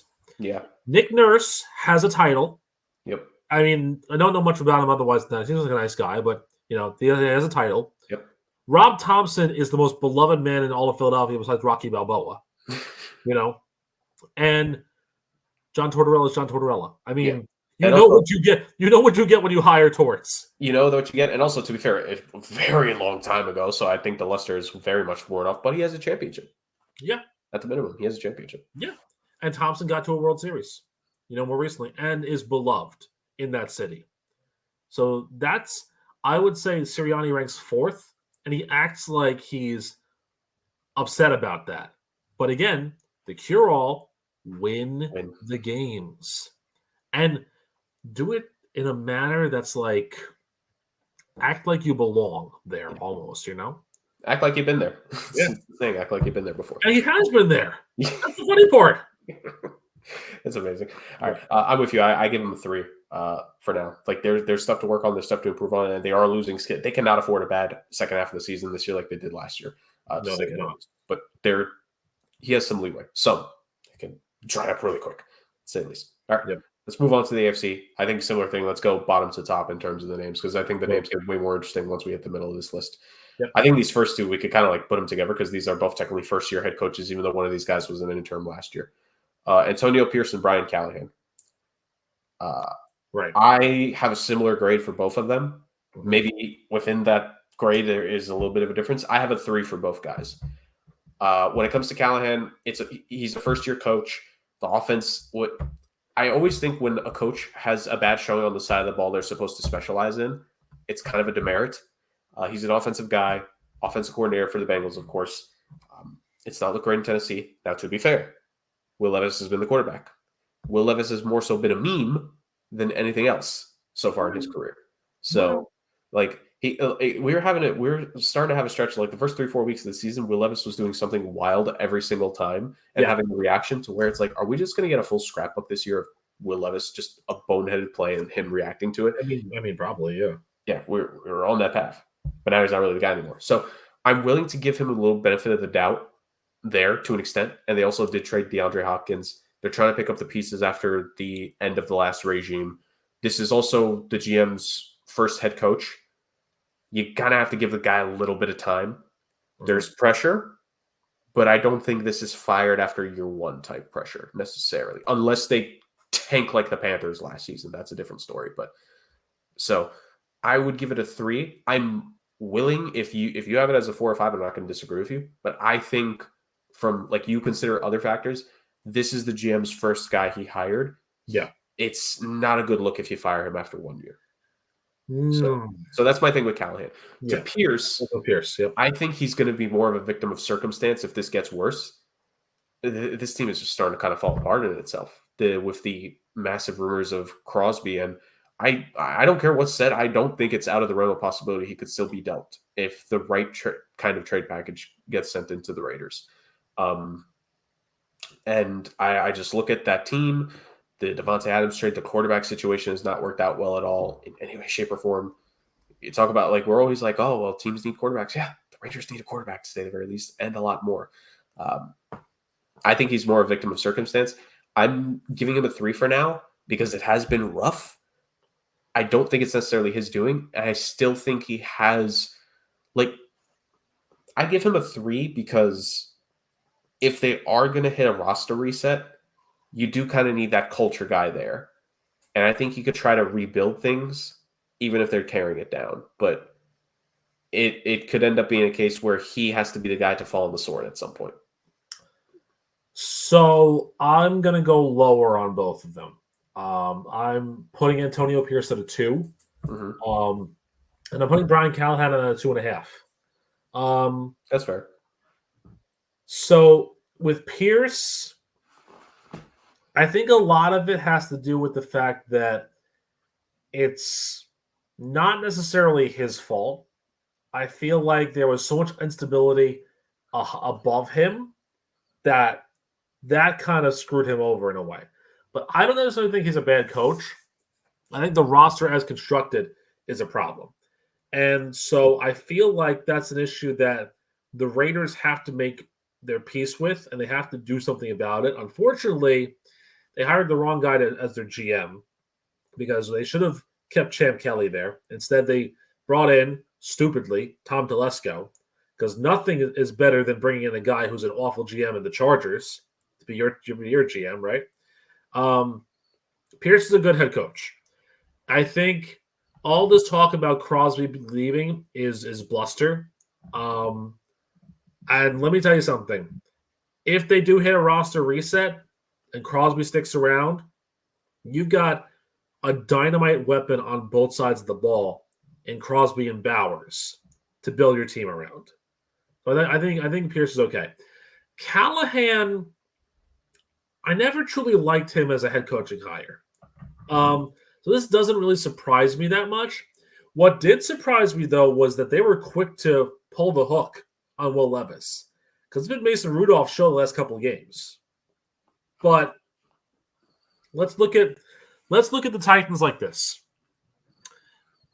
They have attempted to replace DeAndre Hopkins and Derrick Henry with Tony Pollard and Calvin Ridley. Now, are Tony Pollard and Calvin Ridley good players? Yeah, of course they are. I mean, I have Pollard on my fantasy team. He's great. But are they Derrick Henry and DeAndre Hopkins caliber? No, not really. And what is the thing that Callahan was known for in Cincinnati? Being an offensive guru, right? Then stands the reason why his defensive coaching is not really doing very well. I think they allowed, 52 points last week to the Lions? There are 28 points allowed and only 17 points per game scored. We knew it was going to be rough in Tennessee. I don't think we think it was going to be this rough, but we knew it was going to be rough in Tennessee. But this was not the right hire. But you're right. This is Rand Carthen's first hire. Therefore, he's going to have to figure things out. The Titans are going to be a player for the number 1 pick this year. It's not getting any better. But there are some things about Callahan that I think will give us staying power. So I don't have these guys ranking that high.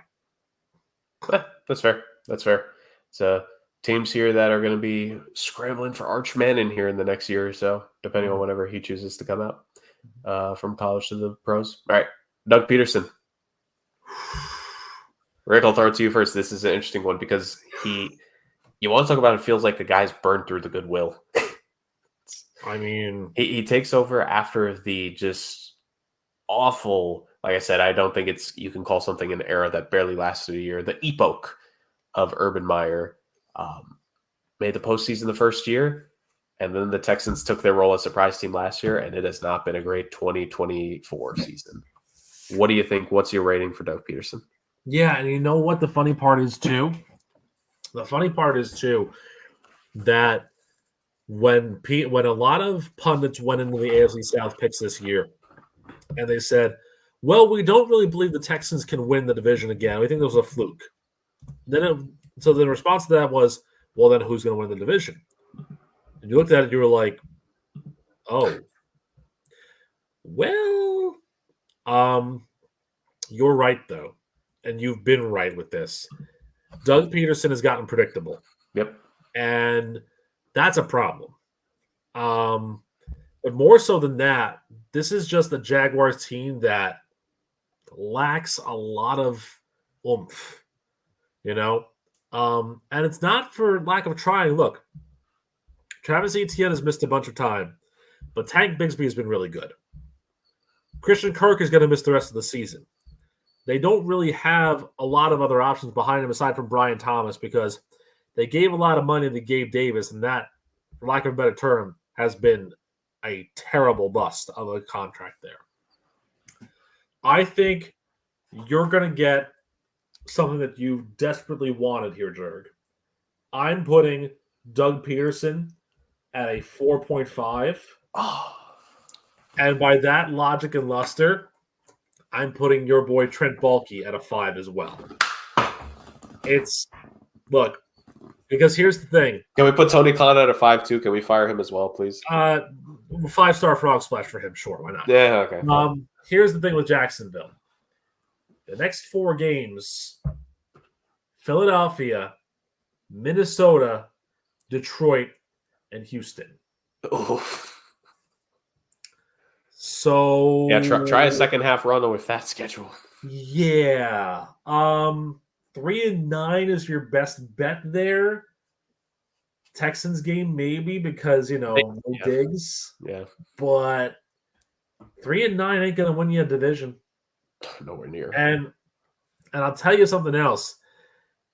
If they play close games like the loss to the Packers last week and the loss to the Dolphins early in the year, fine. But I have a feeling they're going to get blown out badly in one of these games, and that's 3 games where you've been perp walked basically in this league. 47-10 to Buffalo, 35-16 to the Bears in London. Yeah. And if it's the Eagles, the Vikings, or probably the Lions, because let's be honest here, the Lions offense going to put up points. Yeah, one of those teams is going to destroy them. It's like, and the Jaguars' defense is just bad, man. Well, the secondary is bad. I mean, the run defense is fine, but the secondary is just Swiss cheese at this point. That secondary has not been good since that, like Ramsey, Bouye, Gibson. Yeah. Like that was such a good secondary, and the precipitous fall off. Yeah, it's been rough. So this is it, man. We're gonna get a regime change in Jacksonville, and I know that the minute that happens, you will be the happiest little Albanian in the state of Connecticut. It's not that high of a bar. Oh yeah, I have a 5 for Doug Peterson. This is very much a case where, he finished 9-8 both his first 2 years. One happened to be with the division, one happened not to be. It's like I said, I pointed this out, and look, listen, I understand why most people don't listen to me. I fully get it. Women, for the most part, 99% of them don't listen to me at all, which, again, I don't blame. Yeah. But every once in a while, I hit on a couple gems here, and this was one of them. Doug Peterson gets predictable. He falls back, and he doesn't help a team get to the next level. He just doesn't. He just doesn't. And I know people are going to point out, well, he won a Super Bowl. Congratulations. Congratulations. And what happened after that Super Bowl run? You won a Super Bowl with a quarterback that the teams basically didn't really scout. Going into the postseason, you were able to trick people because that was the last time you were fresh. When you started to get way more predictable, you fell out with the quarterback that was supposed to be the franchise guy, and look what's happening now. Yep. It's almost like paying a quarterback under Doug Peterson is the death sentence for both of them, essentially. We'll see if Trevor Lawrence can recover, unlike Carson Wentz. Peterson's a 5, straight up. It would take winning every single game for the rest of the season to make the playoffs to keep his job, but he should be gone. Trent Baalke, send him away to the very least. And Tony Khan, just the Khan family ruins every single sports thing that they touch because no one is a fan of their football team with Fulham. Their wrestling company has fallen off over the last 2+ years. It's a joke at this point. Realistically, it was a joke from the beginning, but and now the football team just they've had 2 good years in the last 13. Well, I got a prediction for you that I think you're going to enjoy. I think they're going to combine their forces, and I think they're going to fire the head coach over at Fulham as well. Oh Lord! They're going to have Matthew Jackson coaching Fulham and Nicholas Jackson coaching Jacksonville. And Chris Jericho is going to be the general manager of at least one of those 2 teams. Hi guys! Oh Lord above. No, but I will say this too. I also thought about this one. This will be really funny. If the Saints fire Dennis Allen, they're going to hire Doug Peterson. You're so right. I am. All right. I know I am. Oh, Lord. All right, let's move on. Kevin Stefanski. I have him as a 2. That might actually be surprising. I think that's with Canales, that's the lowest grade I've given so far. Yep. Look, multi-time Coach of the Year winner. Yep.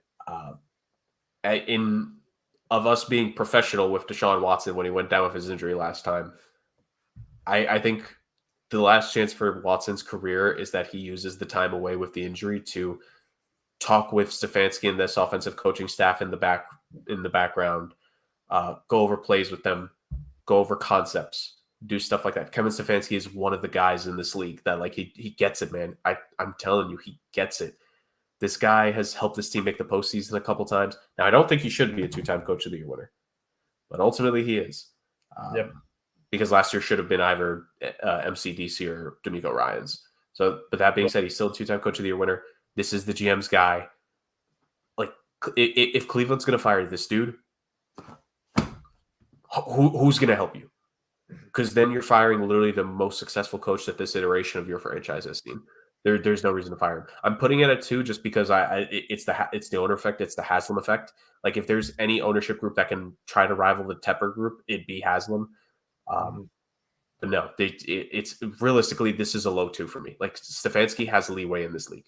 He really does. And I think I know you made the joke with the Saints there, but if Stefanski somehow gets fired, a lot of these teams would be the next team whose coach I have on the list would fire their guy to get Stefanski in there. Yeah. I know I put him on this list a couple of years ago because it's the Haslams, so who really knows? I think this is the safest one of the bunch, so I go high 1. I go lower than you. Look, now has it been good in Cleveland? No, but you got to understand that there is some levity there from him leading this team to the surprising run they had last year, and the fact that they've just been underperforming and decimated by injuries. I mean, we talked about it last week. The rotating carousel at running back hasn't helped this team, and Deshaun Watson was not ready to come back as a quarterback. Now, they could have some momentum going. Jameis Winston seemed like he was doing really well, and now they got Chubb back as well. So we'll see how the Browns do. But I look at this team, and I look at Stefanski, and I look at their operations. I look at the guys that are there. You know, I look at Barry as the GM. I look at DePodesta as the director of operations, and I say, it's a wash. You get a pass. Like, no one could have predicted that you would be on your third running back in week 2, to go back to your second running back by week 4, to go down back to your first running back in week 9. Like, no one could have predicted that. And it's not really the fault of Stefanski that Deshaun Watson has a $200+ million contract guaranteed. You know, it's not really his fault. And he tried to make the best of it, but clearly it didn't work. So, yeah, I give Stefanski a major pass on this one. Yeah. Which is shocking for me because I've been putting this guy on lists for years now. But indeed, yeah, I don't think there's anything here. Yeah, and even let me just reamend my grade because even with the Haslam thing, I'll give it a 1. Like there's no reason this guy should be fired, none whatsoever. So, yeah. These next two, on the other hand, well, especially this next guy, let me say that. Zach Taylor. Back-to-back double-digit win seasons for him in year 3 and 4. Made it to the Super Bowl, lost it. Made it to the AFC title game, lost it. But look, I mentioned the slow starts, right, with Burrow earlier. I don't think that's just on Joe. It's the offense as a whole. And who was the guy that was at the knee of Sean McVay in Los Angeles before he got this job? This is amazing because he came in when, like, his first year in the league. I just remember this because, again, like I always love bringing this up, but when I finished interning and then I started as a proper employee working with you after interning for you, like Zach Taylor was one of these guys we talked about. It's been so long, and like this is a guy that, yes, he's had this Super Bowl appearance in the last 5 years. Yes, they had a good season after, but the slow starts, various other things, like that falls on the coach, man. That a lot of that can fall on the coach, and I think there's real rhyme or reason. I mentioned it before. I think if somehow, some way, if Kevin Stefanski was for whatever reason let go by Jimmy Haslam, Mike Brown would fire Zach Taylor within the hour and be on the phone with Kevin Stefanski. Oh, yeah. Not to mention the fact that the Bengals are in shambles right now because, again, one of the things we went through in the beginning of this year was you can't keep all these guys. They're all going to be owed too much money. Yep. And unfortunately for them, they're all playing like they deserve their money. Yeah. But the team's not winning. the Bengals are 3-5, which puts them 3 full games behind the Steelers for first place in this division. Burrow's back, and it hasn't been the Burrow that everyone thinks is. And again, there may be some mitigating factors to potentially, I don't want to say it, but I'm going to, overrating Joe Burrow. Overhyping him. He's a good quarterback, but he's not in the realm of a Lamar or a Mahomes per se. He has his moments, but where's the consistency from him? Hasn't been there. And Zach Taylor, last year was the real first year that you saw middle ground, because Zach Taylor's coaching career prior to that was boom or bust. His first 2 years, he won 6 games. Yeah. Then his next 2 years, he won 22 and 2 division titles. Boom or bust. Like, the pendulum swings so wildly in Cincinnati that it's almost hard to take. I think you're right. If Stefanski were to be a free agent, Zach Taylor would be thrown into Lake Erie or the Ohio River at this point to say, bring him in here. He might get chucked across the border. He could coach in the CFL at that point. Yeah, I thought you meant Kentucky. I was like, he could coach there too. Yeah, this is to me. This is a 4 only because they still have a shot to make the postseason and kind of rewrite the wrongs. Yeah, I think if they don't, though, this year will be a very interesting offseason for them because, again, all the guys are going to lose. I think they'll keep him one more year, but then next year is really going to be his make or break year. So I put him at a 4, but it's trending upwards, and that's not a good thing in this ranking. Yep, I'm with you. 4 and pencil it in. Zach Taylor, head coach, hot seat meter 2025 edition. Let's do it. To say the least. All right, last guy, Mike McDaniel, from a Sean McVay apprentice to a Kyle Shanahan one. McDaniel has seen success, relatively speaking. 2 playoff appearances in the first 2 seasons of his career. Now, 0-2 in those playoff appearances. Rough start to this year with the Tua injury. Now, at the end of the day, you can't blame a head coach for that. McDaniel has inherited some of the things that Shanahan had. Ironically, bad quarterback injury luck seems to be one of them, unfortunately, right now. But he can figure things out with his running backs. The offensive line, relatively speaking, is fine in Miami, right? After they were trying to get a hold of it for so many years. I think it's relatively been good enough for the last 2 years and change. The defense, it's kind of hit or miss on a given week, but that's not his specialty in the ball. I don't know if this is necessarily a strike against him, but you just want some more consistency in the defensive coordinator. I think they've had a new defensive coordinator every single season that he's been there, right? Because they have Fangio for just a year, then they have a new guy this year. They had a guy before Fangio. I like to see certain things of this team be a bit more shored up. And to me, backup quarterback should be a thing, and they need a way better backup quarterback. But I can't put necessarily all the negative of the season on him. He's a player guy. A lot of the guys in the locker room are on his side. And kind of what I mentioned before, I think if you have the locker room on your side, I think it buys you a lot to do. And there's also how many head coaches could we realistically say if they got fired, then the Dolphins would consider axing McDaniel? I think for most of the guys that would be the case for are going to be keeping their jobs. Well, here's the problem with that. Who was the last Dolphins head coach to be in that position for more than 4 years? Adam Gase? Dave Wanstead. Back in 2004, he was fired, but he was there from 2000 to 2004. Stephen Ross is not patient. If we know anything about the Dolphins ownership brass, they like tampering, and they're not patient. Yeah. I mean, this is also a team that hired Cam Cameron and Tony Sperano. Yeah. So, not really ideal. The Dolphins, like you said, in McDaniel's 2 years, they've gotten to the playoffs. But you know what the real way to say that is? They backed their way into the postseason both times. Yeah.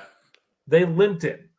In year 1, it was Skylar Thompson because Tua was hurt, and they didn't have a backup quarterback because they forgot to draft one.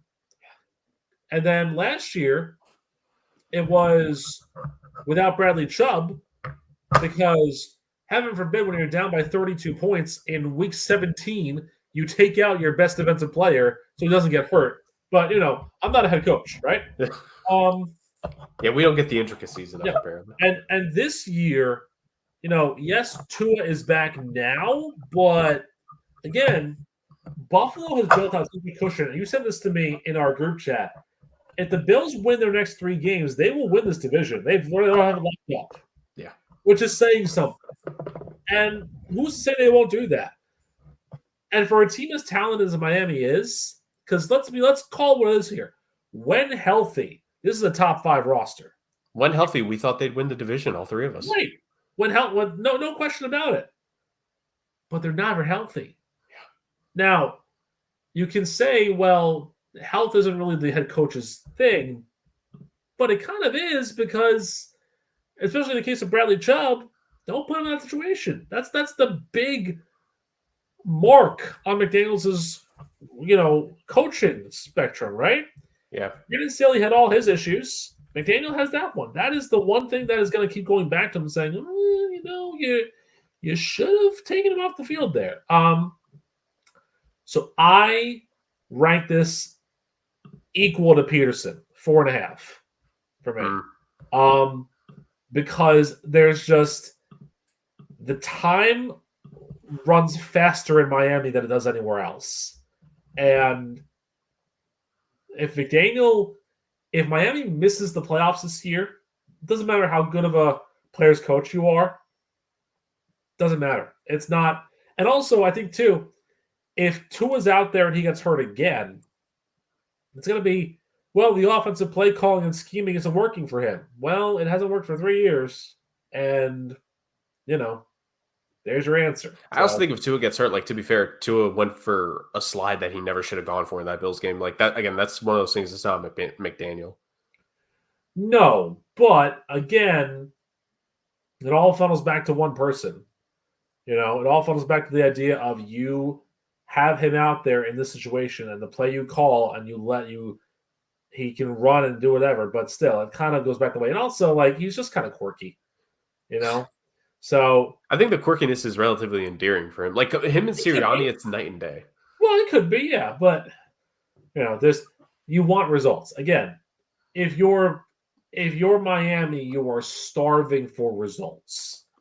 They haven't been to an AFC title game in God knows how long.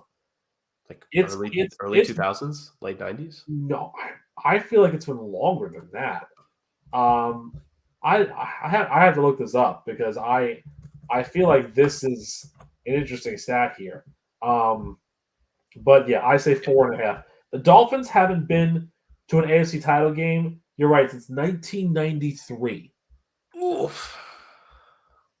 That's 31 years of not being a top 2 team in the AFC. Now let's clarify that the 92 season to January of 93. Correct. Because funny enough, the 93 season, they missed the playoffs. Yeah. And also, funnily enough, they haven't been to a Super Bowl since 1985. This is the team, by the way, mind-blowing fact part 2. They've been to the AFC title game 7 times. They went 5-0 until their last 2. So, you think Buffalo's starving? Miami is fiercely hungry. Yeah. And this ain't it. So, yeah, 4.5 for me. I'm McDaniel. It's high, but the Rosses are impatient people.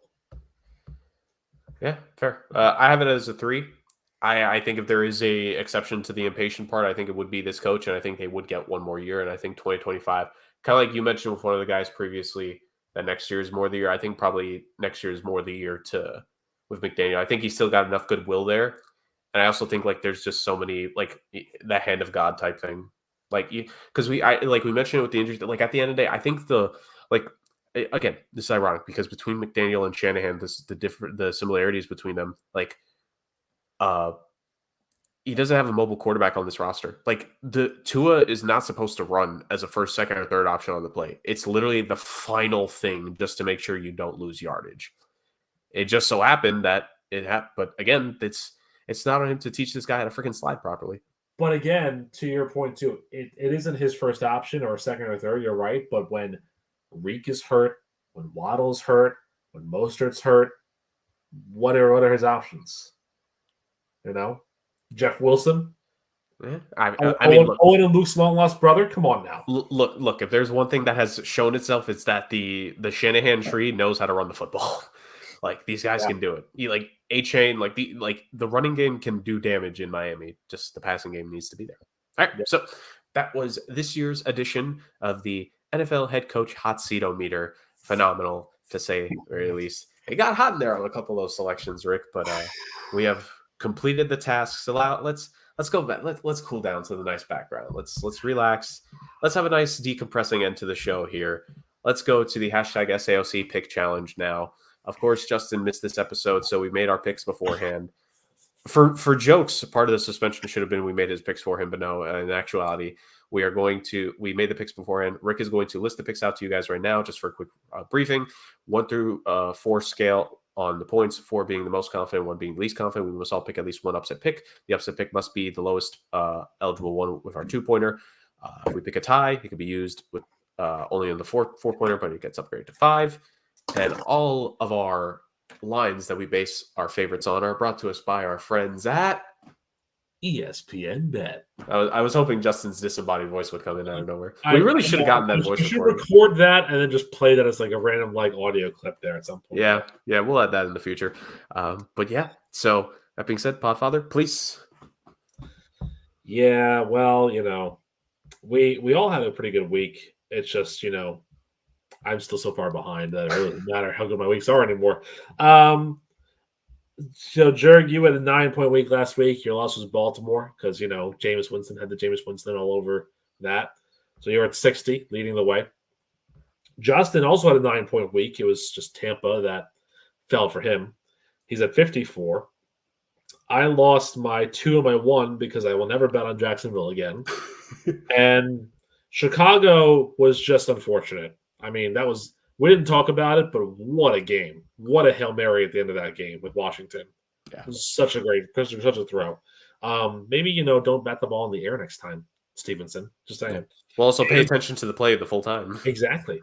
And, I'm at 42. The Gophers at 34. So I've widened that gap, which means that I get to stay family friendly. Yay. At least for now. Yes. So it goes like this. Jurg, you had your picks. You went 4 points. You went with the Buffalo Bills over the Miami Dolphins. A rare Bills pick by me.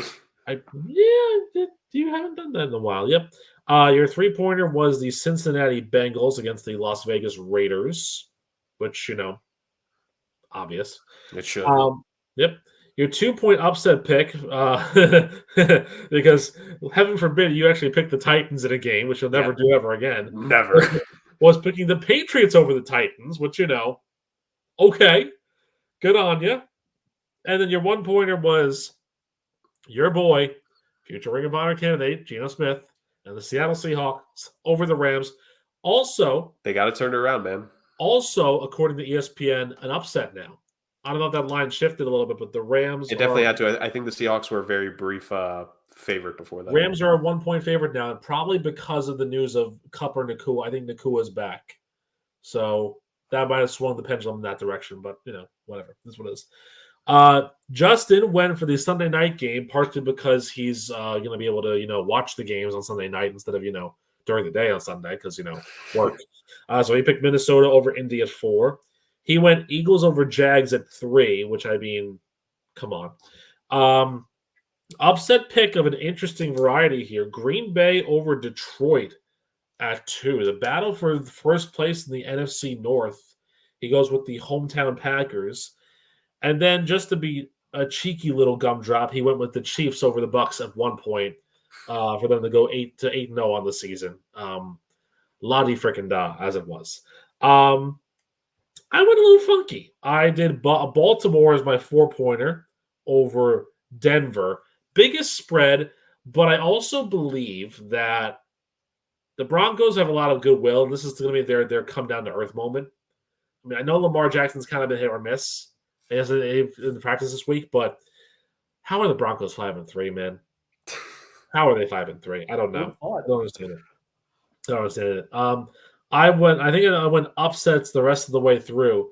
I picked Dallas over Atlanta at 3 because I think the Cowboys need this win very, very badly. And I went Bears over the Cardinals at 2. Don't need to win so much, but I feel like when you lose a game the way that they did, you got to come back and win the next one. So Bears over the Cardinals at 2. And then I think the Browns over the Chargers at 1. I like, which is an odd thing for me to say, I like this Jameis Winston comeback story. I do. And I also don't like the Chargers. So there you go. That was a nice easy one for me. And then the Gopher missed on the Thursday night game. He had Houston over the Jets. Funny. So I get to keep extending my lead. And then he goes Washington over the Giants at 3 to the surprise of nobody. And Carolina was his upset pick over New Orleans, which I guess Derek Carr's back, but how is that game that big of a spread? It's 7 for New Orleans now. Lack of faith with the Panthers, man. I honestly picked up the Saints defense on fantasy this week because the Niners are on a bye. Yeah, but you and I both know the game's going to end in a tie. Yeah, true. All right, well, it's going to be like a 9-9 tie, so that'll be good for fantasy purposes. All right. That's true. Let's end this off proper.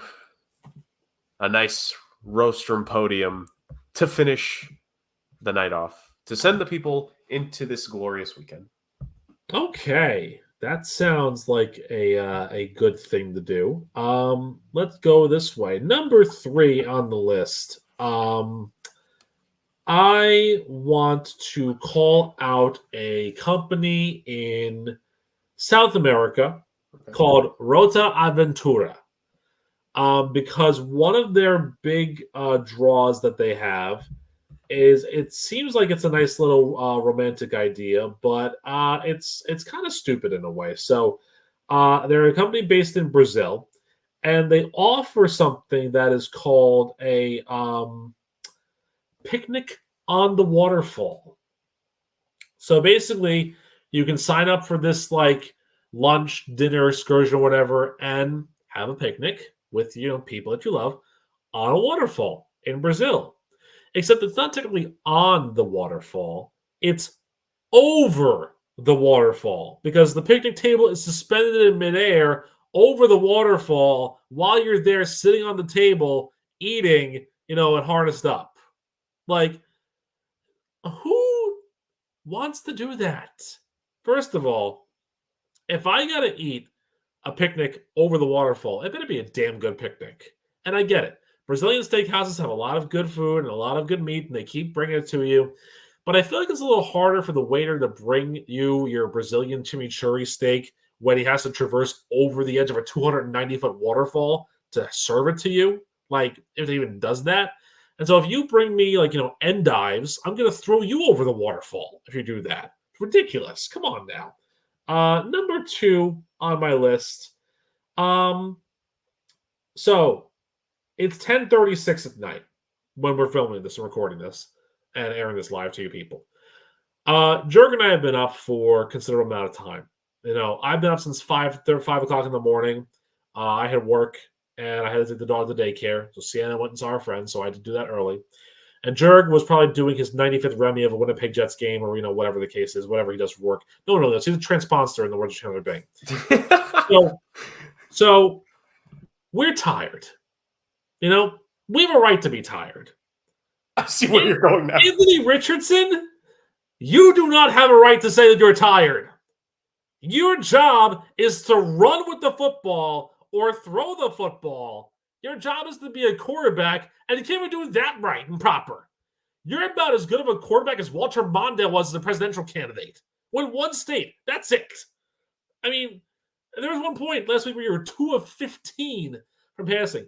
That Napoleon Dynamite lookalike on Instagram, Patrick Cutler, he could be 2 of 15 and somehow better than you at your job. You have no right to be tired. Grow up. Come on now. And number 1, I teased this last week that I wanted to talk about a social media personality that I can't stand. But then I heard a story, and it got me thinking that we have too many statistics in the world of sports. Victor Wembanyama of the San Antonio Spurs had what's known as a 5x5 game the other night, which I guess means 5 points, points, rebounds, rebounds, assists. assists, steals, and blocks or turnovers or whatever. I'm well aware of Personal this. fouls, maybe, I don't know. On Nachos stolen from the counter, I don't know. on PlayStation and Xbox, growing up in the 2K games, this is an achievement you can unlock as like get a 5x5 game in playing any game. But why is it an achievement? Who cares? Who the hell cares? And the kicker to all of this is that when the story was reported, it said this is Wembanyama's second 5x5 game. He is the third player in NBA history to have multiple 5x5 games in his career, along with Hakeem Olajuwon and Andrei Kirilenko, which invalidates the whole argument right there. AK-47. No. It invalidates the whole argument right there that Andrei Kirilenko was brought up in the same article as Hakeem Olajuwon and Victor Wembanyama. One of these things is not like the other. And no, I'm talking about not talking about pigmentation. I'm talking about good play in the basketball court. Like, come on now. What is a 5x5 game? Why is that the importance of that? It's like, ooh, he's the first 60-40 player in MLB history. Who cares? Who cares? Like, oh, it's the fastest hat trick in soccer history. Who cares? Stop. Not everything has to be quantified, qualified, and logged in a stats book. Elias Sports Bureau.